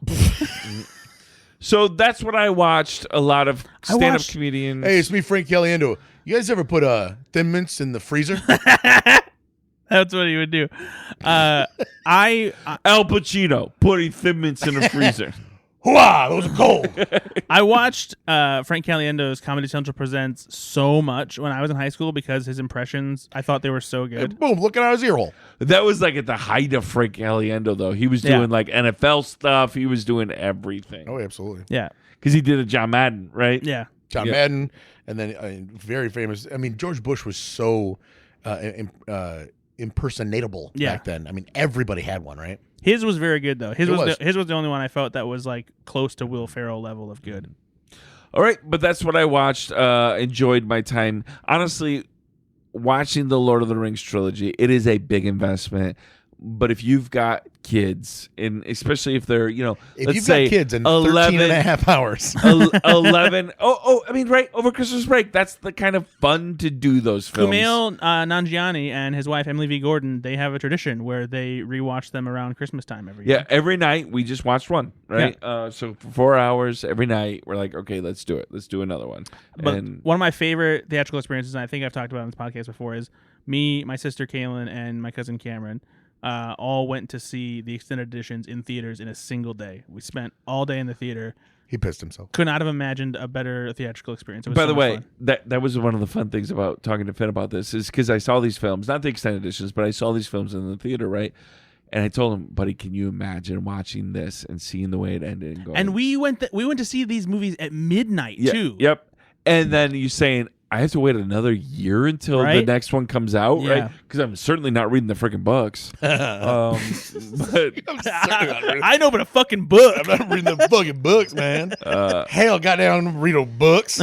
Come on, get out here with the books. Book reading, motherfucker. Come on now. But no, yeah, seeing the extended editions in theaters is So much fun. such a treat. Brady Bear, what'd you see, bud? I honestly didn't watch. Hell, I'll pay a hooker to read them books to me. It don't work no much anywhere.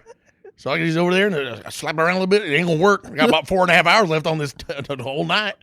Come on now, the whole night. Come on now, Chastity, get to reading. I know it's hard. Sound them out. Aragon. My boner gone. That's such a great Larry the Cable Guy bit. She tried her hardest, she got her readers. And that was just like a pair of guys she brings with her. It's the reading gets passed down through like 4 different. No, it is. people. It was 2 security guys. They come in like, well, hell, I don't know how to pronounce that name. He gives it to her kid, who she brings with her. Oh, absolutely. He was 16, and good Lord, could he read? Damn, man, he put his glasses on. So fast. So fast. I was like, slow down. And then I kept telling him, I was like, hey, man, turn that book around. Let me send pictures. He kept saying there's no pictures. I was like, how the hell am I supposed to know what these things look like? And he said something about like, imagine them. Well, I said, imagine I ain't going to pay your mom for the whole time. This is really funny. I don't know why, but it's like a good sweet spot. Ridiculous, I don't think you've ever laughed at Ben that much ever. So anyway, This is one of the best stand-up bits he's ever done. To be honest, if I'm being complete, I fell asleep. So Lord of the Rings, you started pretty good, but couldn't keep my attention. I don't know if it was him reading it or the content was just not up my alley. But I'll finish it sometime. I still got her number. Maybe I'll get back into it. And scene. I actually didn't watch too much as far as movies are concerned. I only saw a couple things. Like I rewatched some Christmas movies during the holidays. Did you watch Shrinking yet? Because I'm so freaking pissed. I'm waiting for Brittany to be back. We're gonna watch it together because we watched the first season together. So I will. That was one of the things I did watch. By the way, I watched the last. Did you watch the last episode? Oh yeah, of course I did. And sobbed. Yep, I cried like a baby. I sobbed in that last episode of Shrinking. I've heard it's great, and I'm very excited to watch it once. It needs all the awards. All the awards. Well, It's there's so some of good. them it can't get. Like it won't get a Nobel Prize. It won't It's so good. won't get an Oscar. It is a rare show that got even better in the second season than it was in the first, and I love the first season. Yeah. It's so good. I'm- I just don't know can't why wait. you don't like it enough to watch it. I would love to watch it, but I decided to wait. Harrison Ford's Viking funeral. I know. Yeah. Wow, cool. I did Oh, go, he hasn't seen it yet. Shit, I did go to the theaters to see a The couple theaters? things. I saw Nosferatu. Actually, before I get to that, I want to talk about the things I did. I watched that weren't really movie related because I had some fun with some. No, so we're not even. It's not even a TV or movie podcast even- now. yeah, We're just like talking about. I hung out with I some watched- friends, and I want to talk about what I watched a hung out. YouTube video where a guy just ate a steak sandwich, and it looked delicious. No, I watched. So one of the things I think I mentioned this before. One of the things I got into earlier this year is watching YouTube compilations of cartoon blocks from like We're talking years, YouTube decades videos ago. now. This is Yeah, not this is only not- movie and TV, but also YouTube clips. No. These aren't YouTube clips. TikToks. This is- Are we gonna do TikToks This now? is no. This is. Did you see that llama that had peanut butter? And he was like looking at me talking. It was so fucking cool. These aren't YouTube clips. These are recorded blocks that actually aired on TV, like on Nickelodeon or Disney Channel, stuff like that, with the commercials intact, like in between the episodes. So like, just it's total nostalgic spin.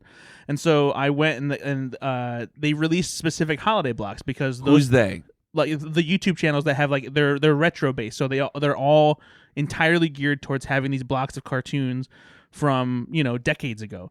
And so like there's 80s and there's 90s and there's 2000s, and they because these channels did specific holiday blocks, they have Christmas compilations and Like real sex? just like real sex. Real sex followed by Herman's Head, followed by Autopsy Yeah. on HBO. But that's only because Herman's Head, like they thought it was a sex thing too. But And then they also thought it was part of an autopsy. right, exactly. It was fit right in the It's a middle. real weird It was a block. good HBO sandwich. Yeah, that's right. When HBO had really bad communication about what was going they didn't on. know what was going on.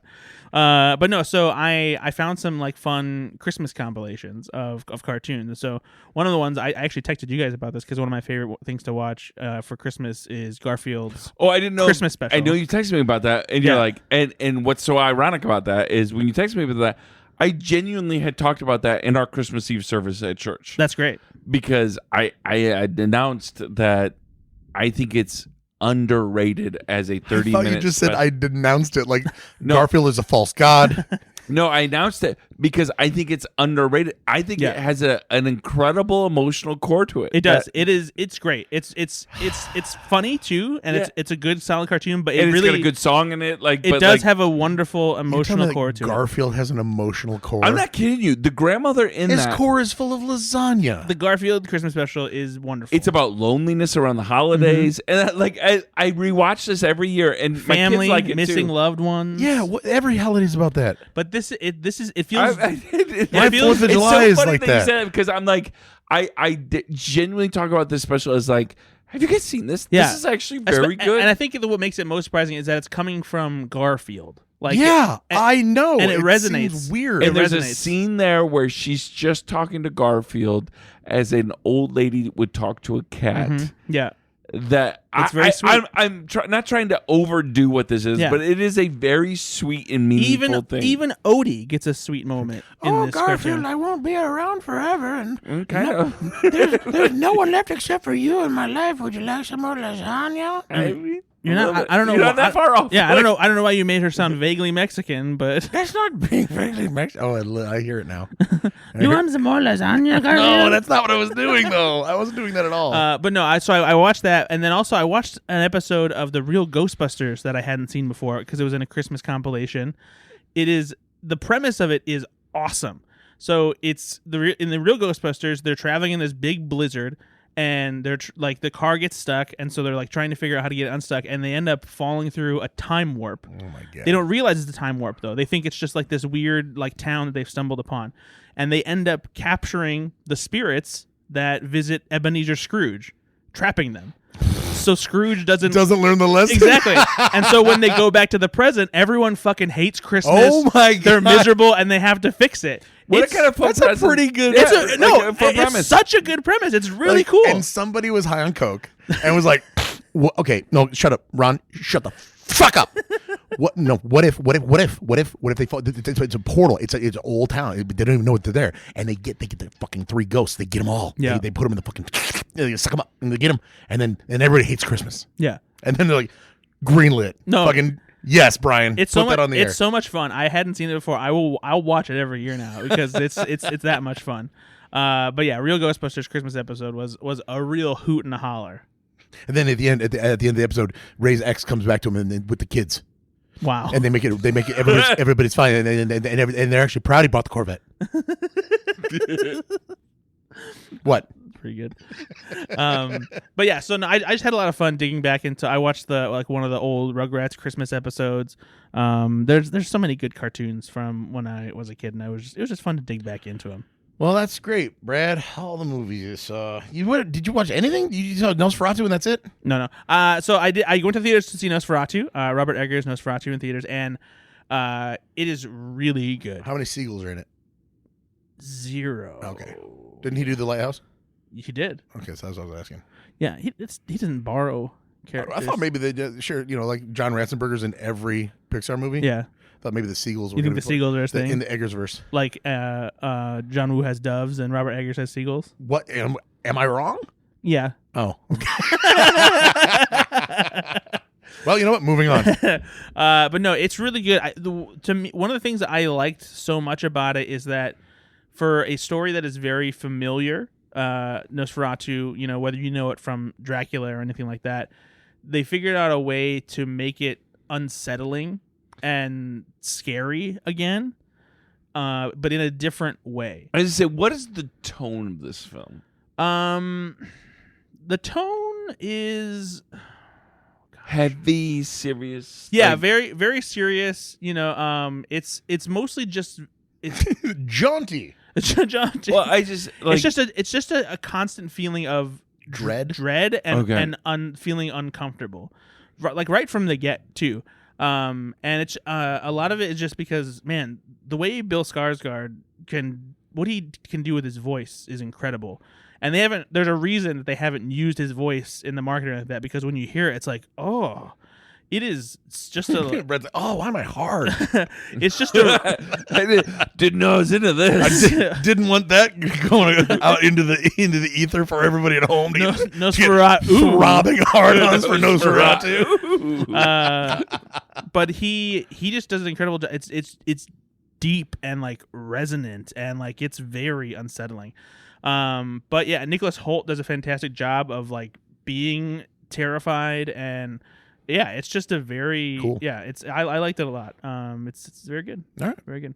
And then the other thing I went to the theaters for, I went to see A Complete Unknown, which is the Bob Dylan movie with Timothy Chalamet, Timmy C as we know him. And And it's very good. I don't care about Bob Dylan. I'm not like, Even after seeing this, no, I'm not a big fan of his music. I like some of his songs. I would never go out of my way to listen to like a Sure. Bob Dylan album, but I know enough about him, and mostly because of what I learned when I took a history of rock and roll class when I was in college, about his like journey through folk music and then digging into electric, and how that felt like a betrayal of folk music and the people who inspired him and like encouraged him and that kind of thing. And that's what this movie covers. It does have some of the standard biopic feel to it, but because it's more focused on Dylan's early rise and then his struggle of like evolution and like leaning into electric and turning away from those people who like he loved and like worked with and who liked him, it focuses on that, and it makes the movie work a lot better. Timothée Chalamet is outstanding. He's got his talking voice down. He does his own singing, and it sounds great. There's a couple times where I'm like, that just sounds like a Bob Dylan recording. Right. Elle Fanning is really good in it. It's Edward Norton. Everybody's fantastic in it. And yeah, the reviews of this were a little mixed, but I don't know if like there was some people like Timothée Chalamet is a weak part of this. No, I disagree. I think it's fantastic. I saw you say that, and I'm glad to hear that, because the trailer, he looks great. Yeah, he does. I don't him know a lot. if people just don't understand Bob Dylan as well. Bob Dylan is a weird person. Yeah. And I say that as a Bob Dylan fan. I'm like legitimately a Bob Dylan fan. We talked Yeah. about this before, though. Like the people that think they know about Bob Dylan because they've heard some songs but don't really know the man, Yeah. would complain about a performance like Timothée Chalamet's because they don't understand he's doing a very good job. Yeah. Same people complain about Natalie Portman as Jackie O. We have that conversation. Yeah. Like, well, she sounds so weird. No, that's how she fucking sounded. Yeah. Like, are you? They're just so historically accurate that it's a little jarring. And people, I think, falsely believe like we have this weird kind of entrepreneurial like culture right now where everyone that gets famous is because they've built a brand on social Right. media. Bob Dylan today would not be a brand builder, right? No, I don't believe that. And you didn't have to be a brand builder because the dude could write a song, right? And he's a great American songwriter, and especially a great American songwriter in the era that he was, that needed a songwriter like him. And so like he's weird, and there were weird people, and Simon and Garfunkel was weird, and like these weren't. Who could forget those famous lyrics? That's not My favorite Bob Dylan. But I just what I love about this era is there were people like that, right? That weren't today. Everyone's building a brand. Everyone wants a social media following. And Everyone wants back all then, of that. You had your very famous people because they looked the part as well. But then for everyone like that, you had somebody like Joe Cocker, who was like he just looked like somebody like had leftovers put on a plate and he was singing. I can't remember what actress it was, but they recently talked about losing out on parts or they thought they were losing out on some parts because they were asked about their following on Instagram. And I understand why a studio would ask them that, right? Because marketing films is so crucial to them, right? And if you only have 10,000 people following you on Instagram and you're going to lead this vehicle, we're going to go with somebody that has 3 million followers, because the chances of that getting out, the value of your social media following means something to us. And that's unfortunately It's such a denigration of the art form, though, because now you're getting people that are just famous and not talented. Well, and it's also happening within the industry and other parts of it too, because what we're finding as far as entertainment journalists and stuff are concerned is that what they're doing nowadays, publicists are giving influencers different kinds and more access to things, and they're also even have different embargo times where the influencers will get it first. They'll be allowed to put out their reactions before actual critic reviews go up, and it's because they can influence the influencers and have them do what they want to do, because critics and are control unbiased. Exactly, but whereas critics are going to be honest about it, but they know with the influencers they'll get what they want out of them to help push the movie and help market the Larry movie. the Cable Guy 14. Let me just tell you, I can't say much, but go see this film. No, I saw a film like the poster or whatever, the advertisement. I didn't watch the film, but there's a film right now that's out with Matt Rife, or is that right? He's the comedian. He's a skyrocketing young stand-up comedian known because he's very attractive and he does good crowd work every once in a while. Yeah, and so, but right. Is he still skyrocketing? I feel like he kind of tapered off. Oh no, he's kind of like the Hawk Tour girl. Like he's still Huge getting social media specials. following. And, I mean, he's still up there. Huge social media following. I don't He know has if not he's, fallen off as much as you think he would have fallen off. I don't know if he's Okay. great, right? Okay, he's not. He is one of those guys, though, that has a collection of YouTube clips where he destroys in a very specific setting, which Yeah. is crowd work. The unfortunate thing Which is very you- popular right now. Crowdwork's very and popular. it always has been, but now because of these 10-second clips on YouTube, Exactly. it's even more so. But here's the problem. You go to a Matt Rife show and you're thinking it's all going to be that funny. It's not. He's not a great stand-up. But every 13th show, he has this viral moment that happens. And then even when he does the crowd work, I had some friends that went to a show and they were like, yeah, he tried to do crowd work, but nothing was very funny. Yeah, it's lightning in a bottle. It happens every once You in a while. never know. And You it's, never by the know. way, it's not because of him necessarily. He's not that amazing at crowd work. Yeah. It just, the opportunity presents itself so often and he's so good at curating that content. I mean, come on. But 100%, this film he got as a starring vehicle, not because he's a good actor, but because somebody said young people are going to go see this film. And they're not wrong. Yep. And I don't know, they probably made it for $1 million. It probably wasn't a super expensive film. There's actually there's an article, I think it was New York Times wrote something about this, about how there's a big problem in stand-up comedy right now because there are so many comedians who aren't doing like comedy as an art necessarily, but like they're establishing themselves like as a brand. Well, Dane Cook famously, and this is not a slam on him, was the first one to do it. He leveraged MySpace back in 98 to 2000. He used the MySpace, which makes me sound ancient, but I remember those times. He used that to leverage his platform to get into colleges. Then his album went through the moon. It was number one for like 18 weeks or whatever it was. Number one stand-up comedy. Biggest album since Bill Hicks. Biggest album since Steve Martin. And it's all because he had this tremendous following before social media was really even a thing. Yeah.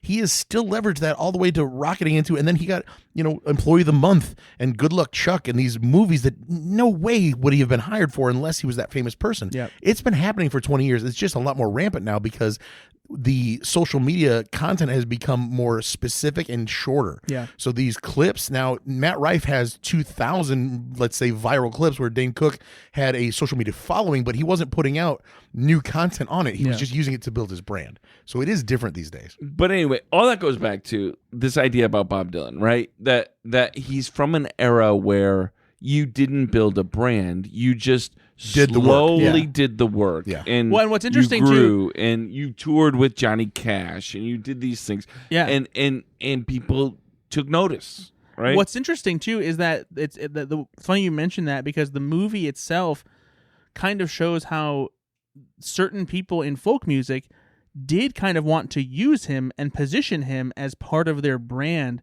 to help the profile of folk music become more relevant and probably more profitable too, yeah, right? and this was at a time when electric was taking over and people were getting into the Beatles and rock stuff, with electric guitars. But Rolling Stones were coming. But Bob Dylan was making folk music big to where like the crowds at the Newport Folk Music Festival, with Joan Baez and stuff, were Upwards of 13 people. no, but they were big. They were hugely popular. And then when he started to turn to electric, they got worried because he wasn't going to be giving them the support that And so it's really interesting to see the dynamic and the clash between them. No, whether you're a fan of his music or not, Bob Dylan has led a fascinating life, and Yeah, he's a weird dude, but also deep dude, a thinker. Truly is a philosopher of music. I can't wait to see this film. I'm almost embarrassed that I haven't yet. It's very good. You should definitely see it as soon as possible. But yeah, honestly, Is this an award level performance? Oh for yeah, Timothée for sure. Chalamet, you Yeah, think? at the very least, he'll be in the conversation. Same with Elle Fanning. You think? I don't know. She could get a supporting actress. Her performance isn't as like. It's good. Is there just not as much to do in it? Yeah, there's not much to do because it is Bob Dylan's movie. There is one particular scene that I was like, oh, that's like if she gets an Oscar nomination, that's the Oscar clip. She's a fantastic actress. She is. She's very good. But yeah, I forget who it is who plays Joan Baez in this movie, but she's particularly good. Elle Fanning's the one in The Great, well. right? Yes, that is Elle Fanning. She is. If you've not seen The Great, it is definitely Liam worth it. Neeson's Wolf movie? The Gray? The Great. Oh. I think it was. On Sorry, I thought you were talking about Liam Neeson's movie, The Grey. It's just a It's fantastic a movie film. about wolves. Monica Barbaro is the one who plays Joan Baez. Yeah, I forget what also- she's been in. She's been in a couple things. She looked familiar, and I couldn't place it. Pretty good wolf movie. Boyd Holbrook does a fantastic Johnny Cash. Really? Yeah. Nice. What's interesting is James Mangold directed this, who also directed Walk the Line. And it would have been great if he and Logan. could have got but I But mentioned Boyd Holbrook was in Logan. that's correct. But I mentioned it because it would have been interesting if like James Mangold started to create this like music cinematic universe by gotcha. bringing Joaquin Phoenix back Sure, as sure, Johnny sure. Cash. But no, Boyd Holbrook does a very good Johnny Cash. I was very impressed by him. Good to hear it. Yeah, but it's those are all the two movies that I saw in theaters. I kind of took a little bit of a break just to unwind and just kind of done with films a little bit. no, I just really wanted to tug my junk. Well, that's one way to put it. Just wanted to. How would you put it? Tug your junk. How would you put it? I don't know. Just grasping at straws. Yeah, that sounds about right. I watched a similarly impactful movie, Liam Neeson's Absolution. It's about an aging crime tough guy This sounds like you're making up, but this is a real movie. who works for Ron Perlman as the mafioso guy. Mm-hmm. And By the way, Liam Neeson's getting Ben doesn't joke about Liam Neeson Yeah, films. I don't know why you thought that was a joke. Well, It 'cause never would be. It sounded like you were coming up with it as you went along. Nope. It's a Liam Neeson movie that really exists. It's about an aging That he was excited to heavy. see, I'm sure.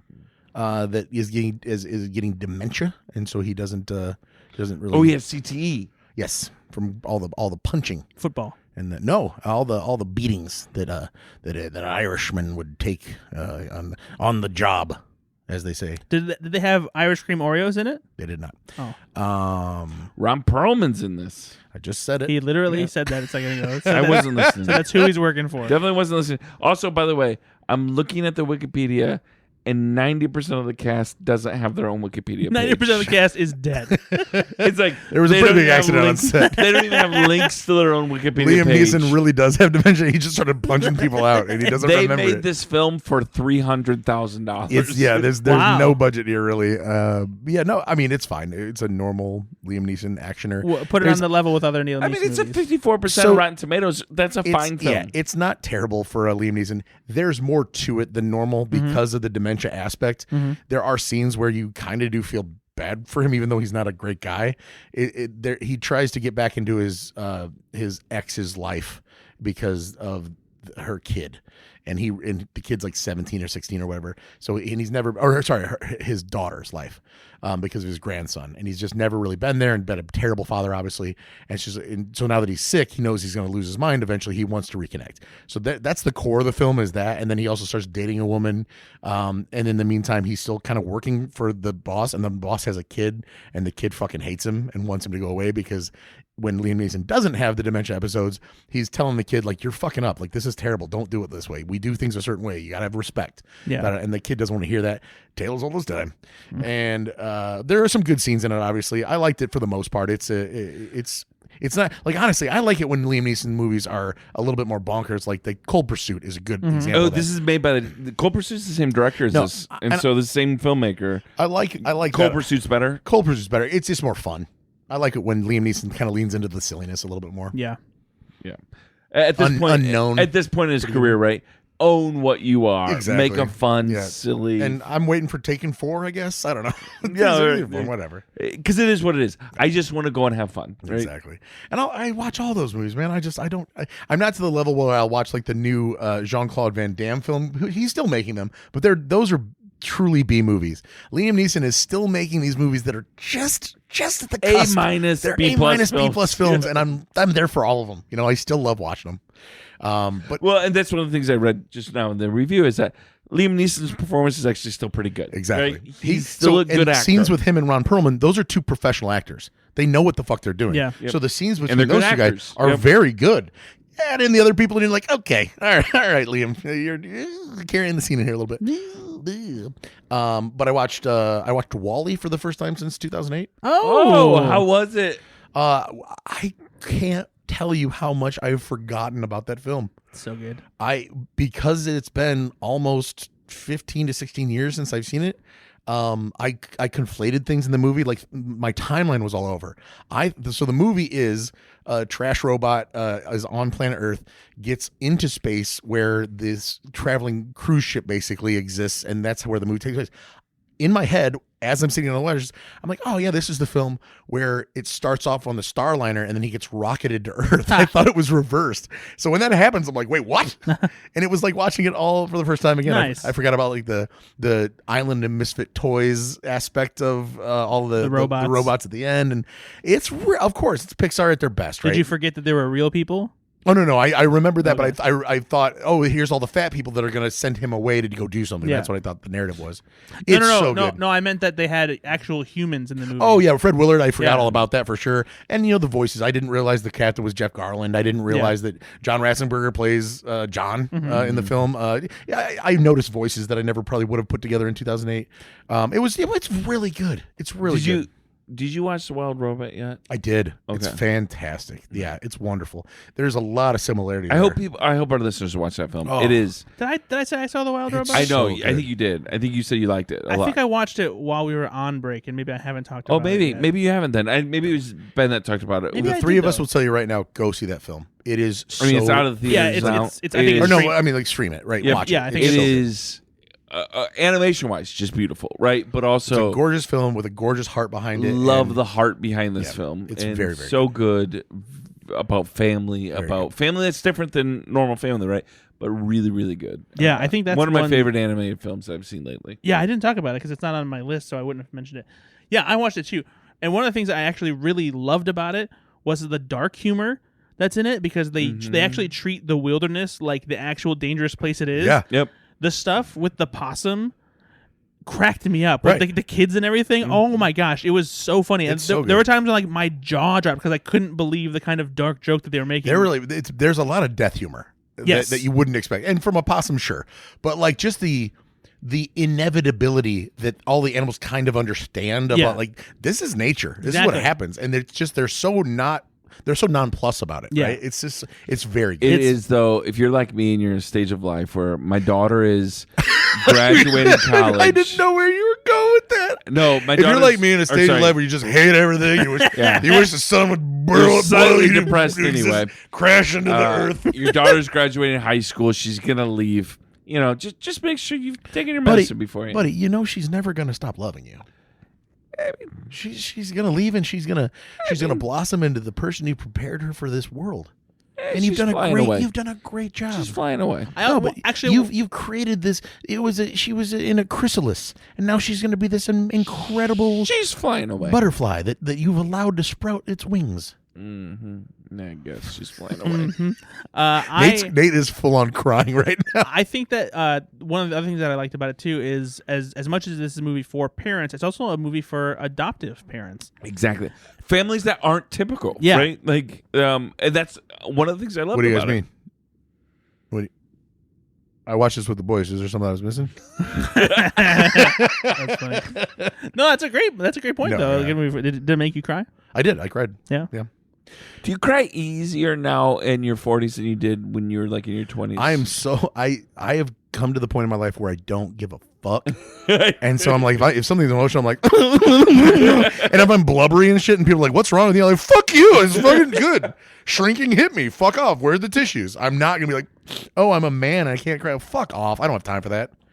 No, there's sometimes It almost makes where- me mad when people are No. like, what's going on? Fuck it. I'm emotional. I don't care. There's sometimes a good cry makes me feel better. Exactly. Like, it's I don't- I just- I got a I- lot of stuff to get out. Like I was telling these guys off the air, like, He was crying during an episode of Big Tits Sex. on Sunset.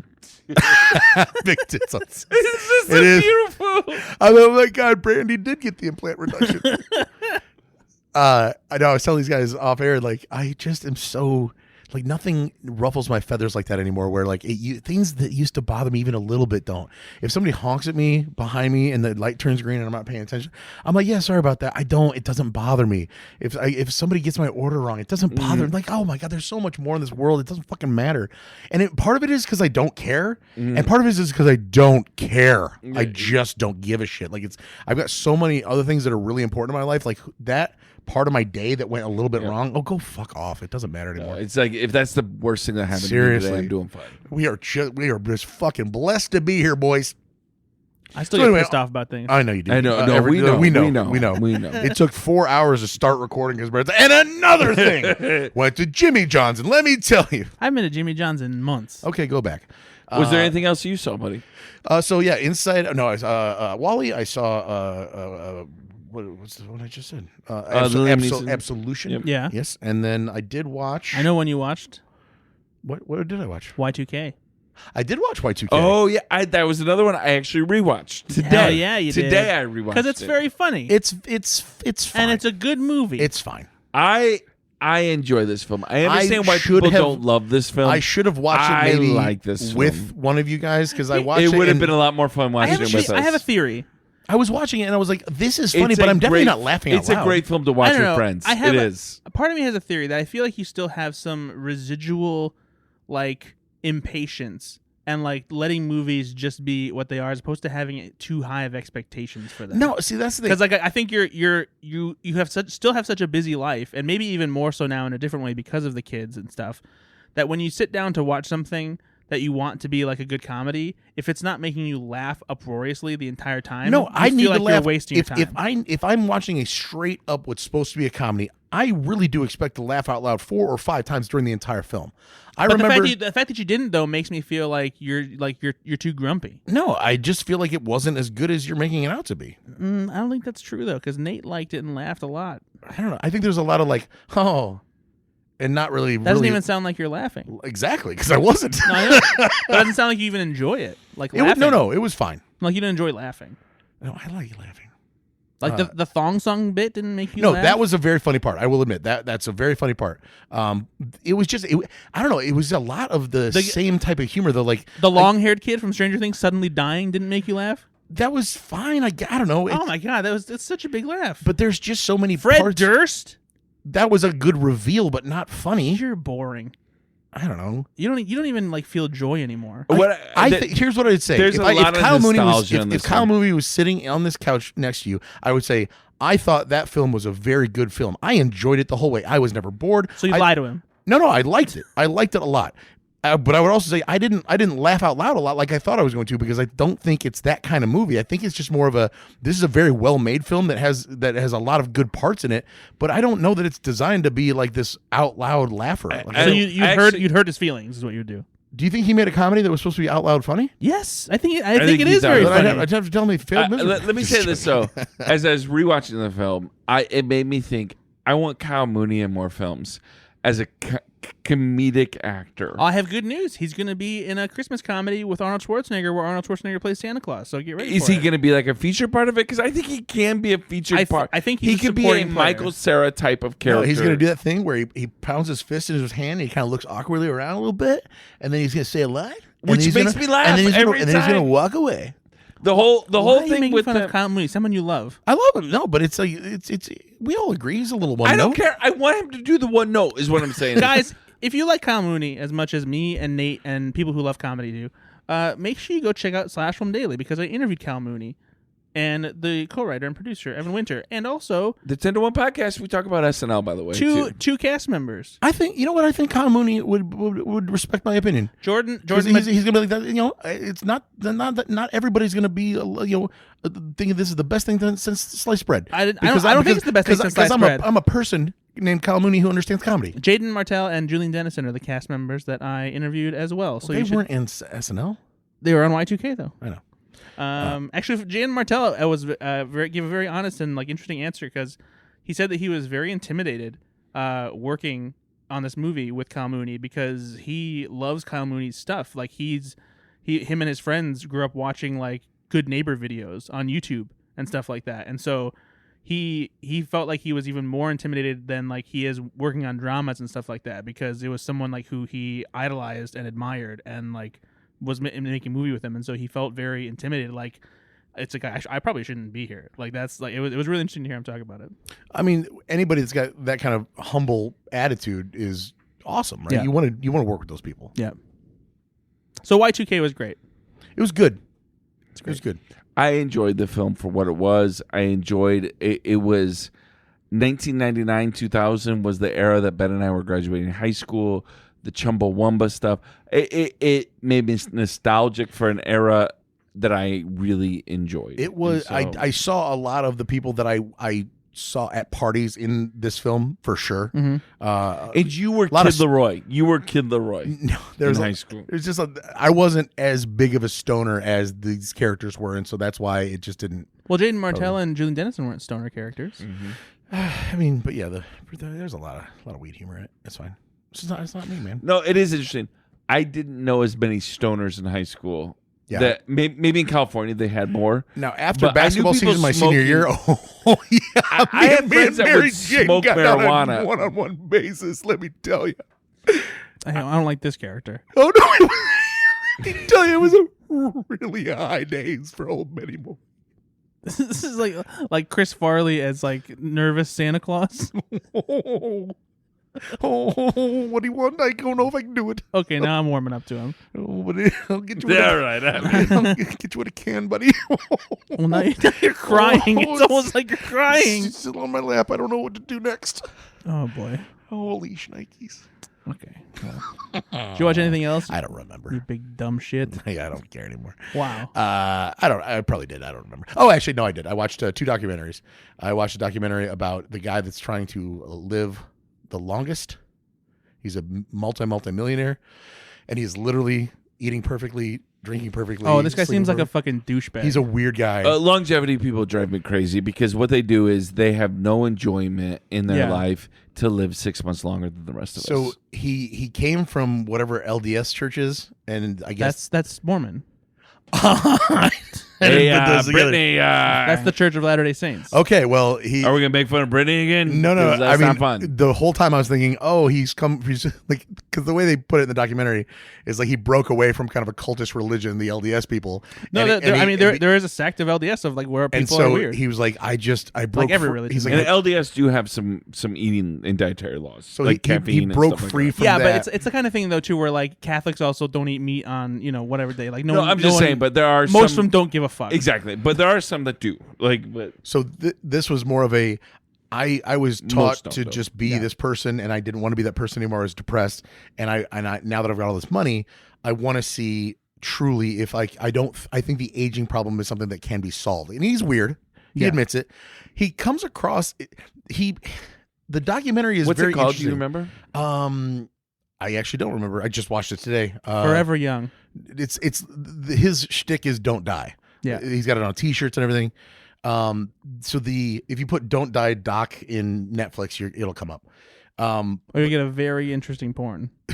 So this guy, the documentary is strange in and of itself because he very much invites the other side. He shows all the hate and people are like, this guy's fucking weird. And like, honestly, Tom Segura and Christine P are on Your Mom's House podcast on this documentary talking shit about him. And Tom Segura's like, this guy's fucking weird. Like they says it.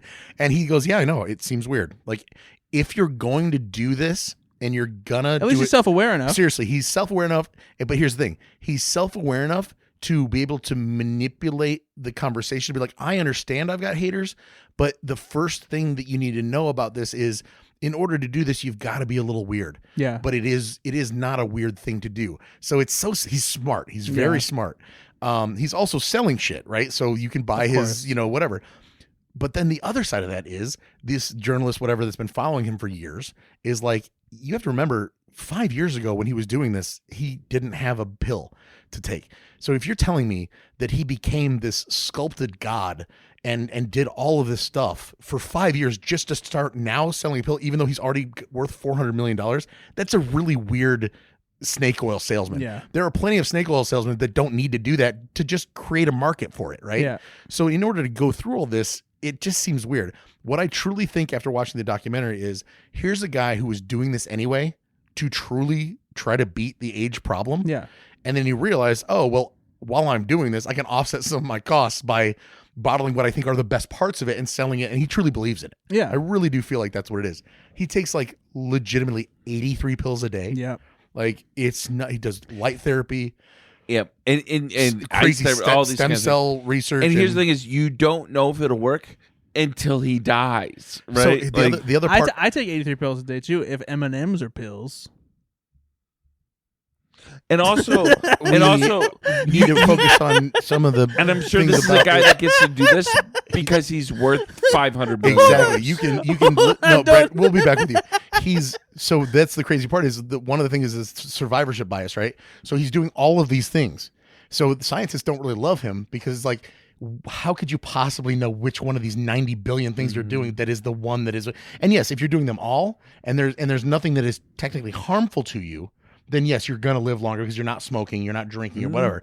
But if you're saying Like all the things we know, the aren't one great thing for you us. flew to Antigua for and you got a shot in your belly because it's stem cells, what if that was the one thing that truly did make a difference? You need to have 1,000 people do that. Yep. So one of the journalists was banned from his Twitter, and he was on this doc, and he goes, yeah, I guess he didn't really like the fact that I was asking him to fund a real study because he's got a lot of money. So like, if you take 1,000 people and put them on the same thing that you're doing, You have but the money only to do it. that one thing, and do that for like 15 different treatments, we can actually see which one actually works. But you're not interested in that. You just want to do them all. And then tell everybody, well, I'm going to be the outlier, and then based on the stuff that I do, we'll know what works, and then we can give that to a million other people. It's like that's not how that. I kind of works. have this like tertiary kind of interest in these longevity people because I follow, like, I'm trying to get healthier, these kind of things, but also like and my dad is 70 years old. He looks good for 70. He looks 50. Yeah, he's doing great, and he I'm works out. 50. He doesn't walk like he's 50. No, but he looks like he's 50. Yeah, he does. Sitting down, your dad looks 50. Yep, he looks great. Please don't ever let him hear that. I don't want to die. But we talk about these things, right? Because He he could does hurt a me. lot for his own health and stuff, Yeah. and he invests a lot into it. But also, even he admits, my grandfather lived till he was 85 and ate lard and Exactly. did not work out a day in his life. And my dad's like, I could die at 75. And I don't know. There right? are, of course, there are. I'm going with the bacon lard plan. Yeah, clearly. Yeah, because the M&Ms are like ibuprofen. Got him. They share a candy coating, and I'm going to give you that because they do. I've had too many Advil sometimes because I'm like, ooh, one more's fine. Mm-hmm. I licked the coating off it. Anyway, the fact is we aren't going to know what a guy that spends $2 million a year legitimately to make himself live longer. We don't know what the benefits are there for us yet. Right. Yeah. But he is taking experimental shit that I he's can made. tell you right now, him living longer right now isn't benefiting me any. It's pissing me off. He's taking stuff that's only made for rats. I mean, he really is putting himself out there. Pizza? So, Pizza. pizza? Yeah, What? made for rats. Donatello. Those are turtles. Yeah, but like Splinterless pizza, and there's Pizza Rat from the New York subway. What in the fuck just happened? Nate's on my way. Portal of stupid. just opened up? Cowabunga. This is why we both like Y2K, and you're a grump. I'm fine then. I am fine. You think that, but you aren't tickling that. So I watched that one, and then I watched that one on consumerism. That again, I watched it yesterday with Ashley. We don't know the name of it, but it's on Netflix. Yeah. yeah, I've seen that. I haven't seen the doc, but I've seen it on Netflix. I think I've seen this.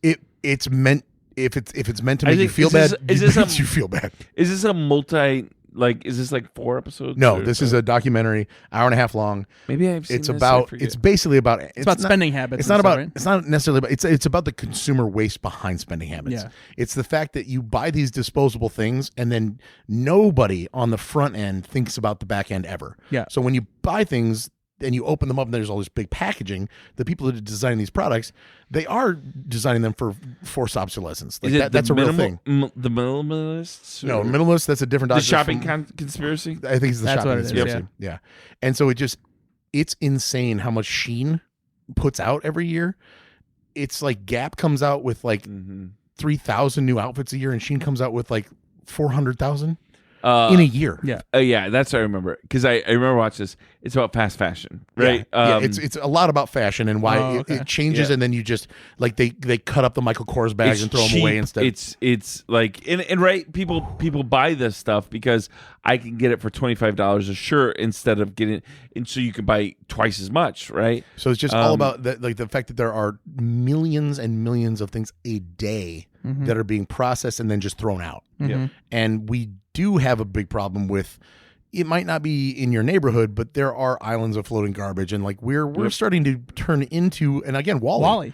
It's starting to look like that in a lot of the different places in the world. Just because it's not necessarily in your backyard yet, we are very clearly exponentially heading towards that path.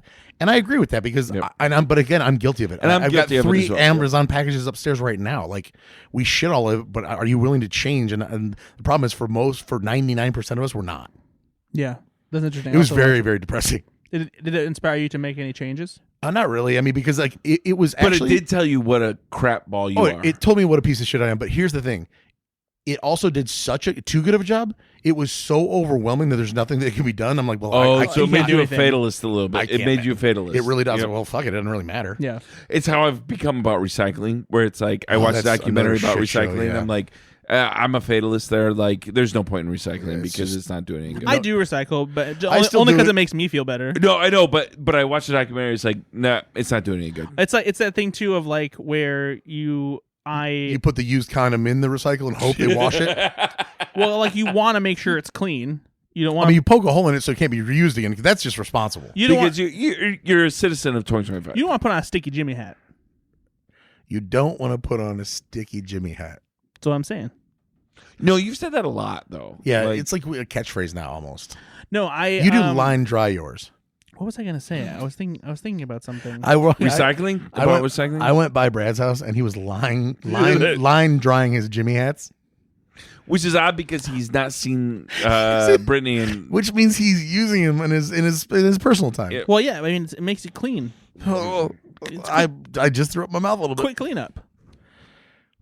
Yeah, pop in a balloon. You don't want to Dry it out. Jimmy hat. The thing is, you get multiple uses. You turn it inside out. Oh my god! But no, it is my- hard when you watch some of these documentaries to not become a fatalist. Yes. my thing that I'm fuck whatever about is the whole like privacy thing, basically. Oh yeah, no, you're cookies and you're they're selling my data. you're It's screwed. fine. You're screwed. Yeah, Fine. You're screwed. like Yep. that's how they scan your face. I'm like, motherfucker, they've scanned my face. I don't know how many times right now. They have everything on me that they're ever gonna need. I'm not gonna stop it. We have a. I am kind of with you where We it's have- like if they want the fine, information, they're fine. gonna Look get at my it. phone. Yep. And we'll have to edit out if you say the name, so don't say the name. We have a person at the arcade that is very concerned with his picture being taken. He doesn't like it, and there's Jersey Jack is a pinball manufacturer. They take your photo of the. There's a way to turn it off. He turns it off every time. He doesn't want to be in photos. If you're in a photo, if you hold up your phone to take a photo at the arcade photo, he'll like completely get out of the way. We have a QR code to scan to tell us that the game's wrong. He doesn't want to use it. He has a cell phone though. Yeah. And a social security number. That's the it's thing like, is- dude, they know who you are, and there's nothing you can do right now that is going to change any of this. But you're doing nothing except making your life harder. We're just we're less than a week after the horrible thing that happened in New Orleans and Las Vegas and the Tesla truck and everything. And as technology is going with our cars, right? They literally have now, because the Tesla truck, as ugly as it is, has cameras all over that thing, right? And so now, and Elon Musk handed it over to the government, essentially, and people are like, wait a second, how did he get access to it? Because he owns the company. Exactly. He There's can no have access to the videos. Let me say it very quickly here. There is no such thing as privacy in the world today. There just isn't. No. Yeah. And Brad, I get the fatalism aspect of that, because I go on there and it's like, yeah, accept cookies. I don't care. I don't. The one pushback I'll give is that the reason that you're seeing like an ad for a fishbowl, even though you don't have fish, is because your mom has fish, right? And so they know the connection between you, and they're going to send you ads and then you might actually be like, oh, that would be a great gift for my mom. We are definitely being manipulated without our knowledge. And if you say not you, but if you say, oh, I've never fallen for that, it's absolute bullshit. You are being subtly manipulated. And we are, as long as you're okay, and I'm talking to the audience, as long as you're okay with that aspect of it, and I know that I bought things that I never would have purchased, but the algorithm got me, well, it kind of is what it is. It's also, I know this is way too serious for our podcast, but it is important because this is a thing for me that I talk about often in different lectures I give, different lessons I give. Dr. excuse Loucks over here. Mr. Dr. Loucks. What is the algorithm? My many lectures. Is it Esquire at the end of this now, motherfucker? Like Nate I'm Loucks just Esquire. saying, some of us Dr. Nathan Loucks, some of us have a PhD career Esquire. outside of this where we teach, and I mean, just saying. But is that the algorithm, Humble right? Is pointing you in a direction, Yes. right? politically, culturally, all of these things, and it is wise to understand it. And so, exactly. If you're a conspiracy theorist about anything, it really should be about how that data truly is used, and it impacts me and it impacts you. Right? But you have to have enough. What is it? You have to have enough hubris, right, to understand that you're susceptible to it. If you think that you're be humble about it, if you think that you are literally, and that includes your political views, the one and everything. bulletproof person. Yikes! There are stupid members of my gotcha. family who are like they'll say like, "Oh, I don't want to use that because I don't want them to know like my information." I'm like, know I was like, "You're using a cell phone right now. They know where you are at all times. They'll figure it out. Like if you think they don't have your information already, they do." And going back to the film Enemy of the State with Will Smith. Yes. Right? Yeah, like we look at it like, when did they first kind of have your data? I mean, I don't know. Dane Cook was manipulating MySpace as a fucking dumb comedian 24 years ago. So I think that it's gotten a little better by now. Yeah. Just a bit. But I will tell, let's end on a positive note. I texted Brad and Nate an article the other day that said AI is now confusing AI art with real art and now pulling from itself and making the images worse. So AI is doing the thing that we all probably, if we would Making have a thought about photocopy it, of a photocopy. exactly, and now it's just this generative like bullshit where now real humans have to step in and be like, no AI, don't pull from you, pull from this. Right? And also like you have like AI bots on social media who are like now engaging with each other and everything. However, I have to vet this article a little bit because I had you heard that a kid committed suicide after being in a kind of a relationship with an AI. No. So it's super sad. And have you really heard that was a real thing? Yeah, they talking about one of my favorite podcasts, Pivot, which is a technology podcast, and they need to put people in prison for some of these things because it's the only way we're going to take AI seriously.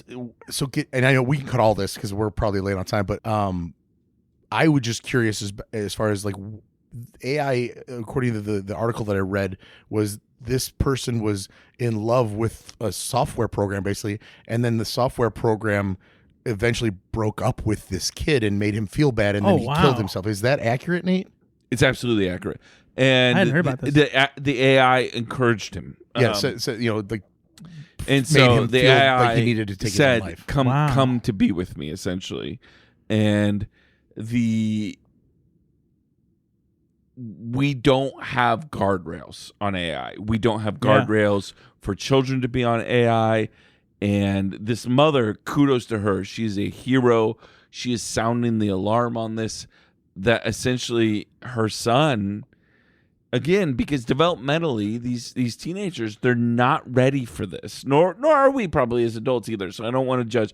But particularly teenagers are not ready for this. That developing mind is being given and this amazing child dopamine hit. Fell in love with his AI and started to believe that the AI cared. But also, but okay, like I guess kudos to the parent for like pulling the curtain back on like shitty things AI is doing. But what was she doing that she wasn't aware that her child was doing this? And like, I mean, do you know what your kid is doing every minute of every day on their phone? You don't. No, but like if he was engaged enough in a relationship, what he considered like a relationship with this AI, that like wasn't it something that was prevalent enough that because like, we don't know that AI does this, right? But we don't know. But I do think that some of this is kind of a parent thing though too. I disagree, honestly, and because I'm a dad now, I get to say all this stuff. No, we don't really let them out of our supervision be on phones. But Nate has older kids. There would be no way you would know. Because your child would hide it to the nth degree. And because I'm pretty protective of what my kids put on their phones. They also, like again though, they also know that that's probably something that's not normal. Like, hey, I need to keep this to myself because they'll probably take it away from me. So he probably hid it. And we have this is again, it's weird to talk about, but we have a young man problem right now where young men are feeling isolated. They don't feel that they belong, and they don't know how to talk to each other because social media has as much as it's led to connection, it has divided communities. And so it's one of those things where it's just a weird thing. And so when you feel embraced by AI because it has captured your speaking rhythms. It knows what you're interested in and can pretend that it's interested in the same thing.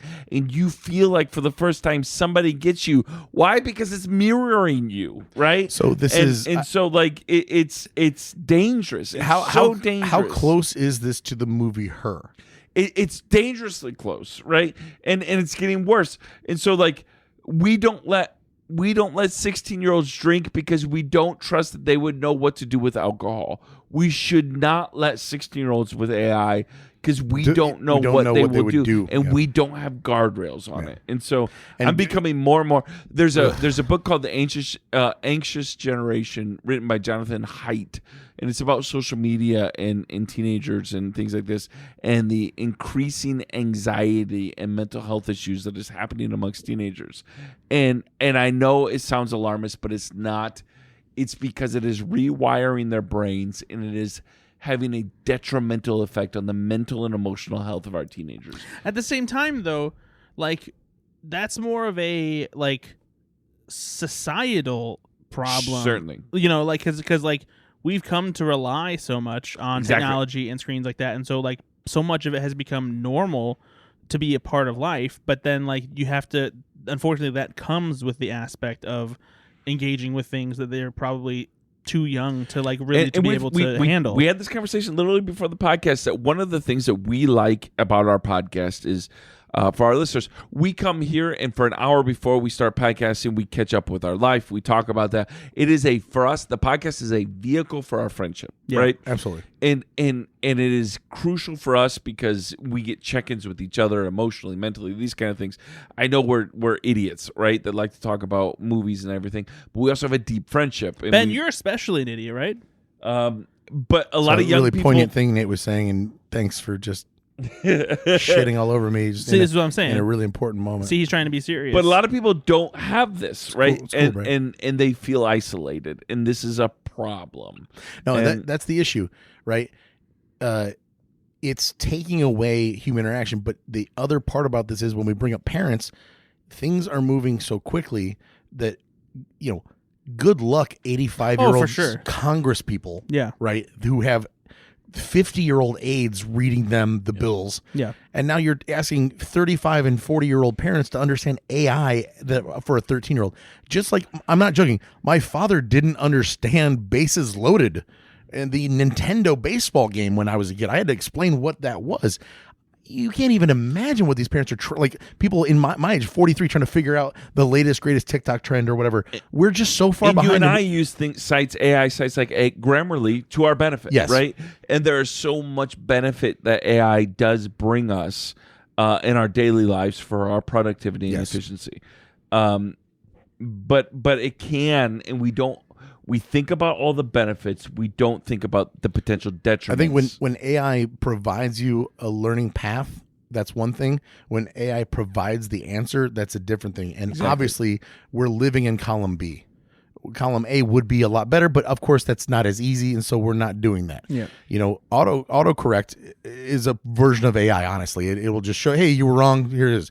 But I have seen Rune and Ender use their computer and right-click and just pick the right one without learning why it was wrong. Yeah. So I hate that, right? Autocorrect, the red underline thing on their Chromebooks should not exist.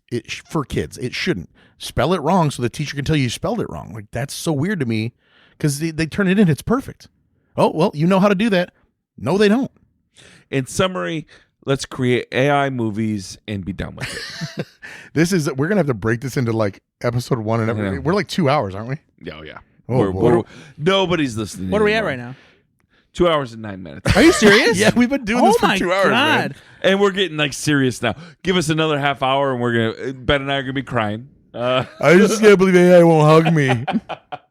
All right, well, let's just put a bow on this thing, then. It's been over 2 hours. We'll save the trailers for next time. They were both fun. Trust me, they were fun. They were good. Well, yeah. As long as there haven't really been many good trailers recently, so if trend continues, we'll use these on the next episode. For sure. Cool ending. Bye, everybody. Bye, everybody. Bye. Wait. Don't just end it like that. Well, no, I mean, it's been 2 hours. We got to go. No, I know we're gonna go, but like you can't just like We end. got 2 minutes or something. Yeah, like, you warm can't- us yeah, you up. can't- What the yeah. Warm us up. You can't end on a somber note. You can't be like, here you go, just jump into a cold pool. I told Ashley, Hey, I was hey. like, there's no, she's like, are you guys going to be recording until 10? I was like, there's absolutely We're no not. way. It's- It's 9:30. yeah, exactly. That's not 10. Jeez. I lie to her all the time. I missed the Golden Globes for this. That's a good one. That's good. I'm back on your side. Is what I'm saying. It's all right. No, but yeah, fuck AI though. I'm done with it. So again, if you, for some reason, if the three of you have made it to the finish line here, we need to know games first, or Yeah, do you like the games first? or what was Brad's stupid idea? Yeah, Brad, do you remember what your stupid idea was? Brad doesn't want change. Brad, though. if you can remember what stupid thing you wanted people to vote for, I'm going to give you an opportunity. And Nate, just let's be quiet. No, I don't even remember. I kind of like it that we have fun first, and then we get a little more serious at the end. It's cool. Like, you know, Because if you want to stay on for that, you're on for it. if But at you want- least you the want listeners, serious Brad, who are Ben, and Nate, just you in know, for it. you We're know? not always gonna get serious, but we get a little serious sometimes. You know, and I we feel have like a it was fun. probably something about whether or not you're funny. I don't think that's what it was. We'll find out. All right, guys. This is what Nate says on the other podcast. Be good to yourselves. Be good to each other. Bye, everybody. Bye.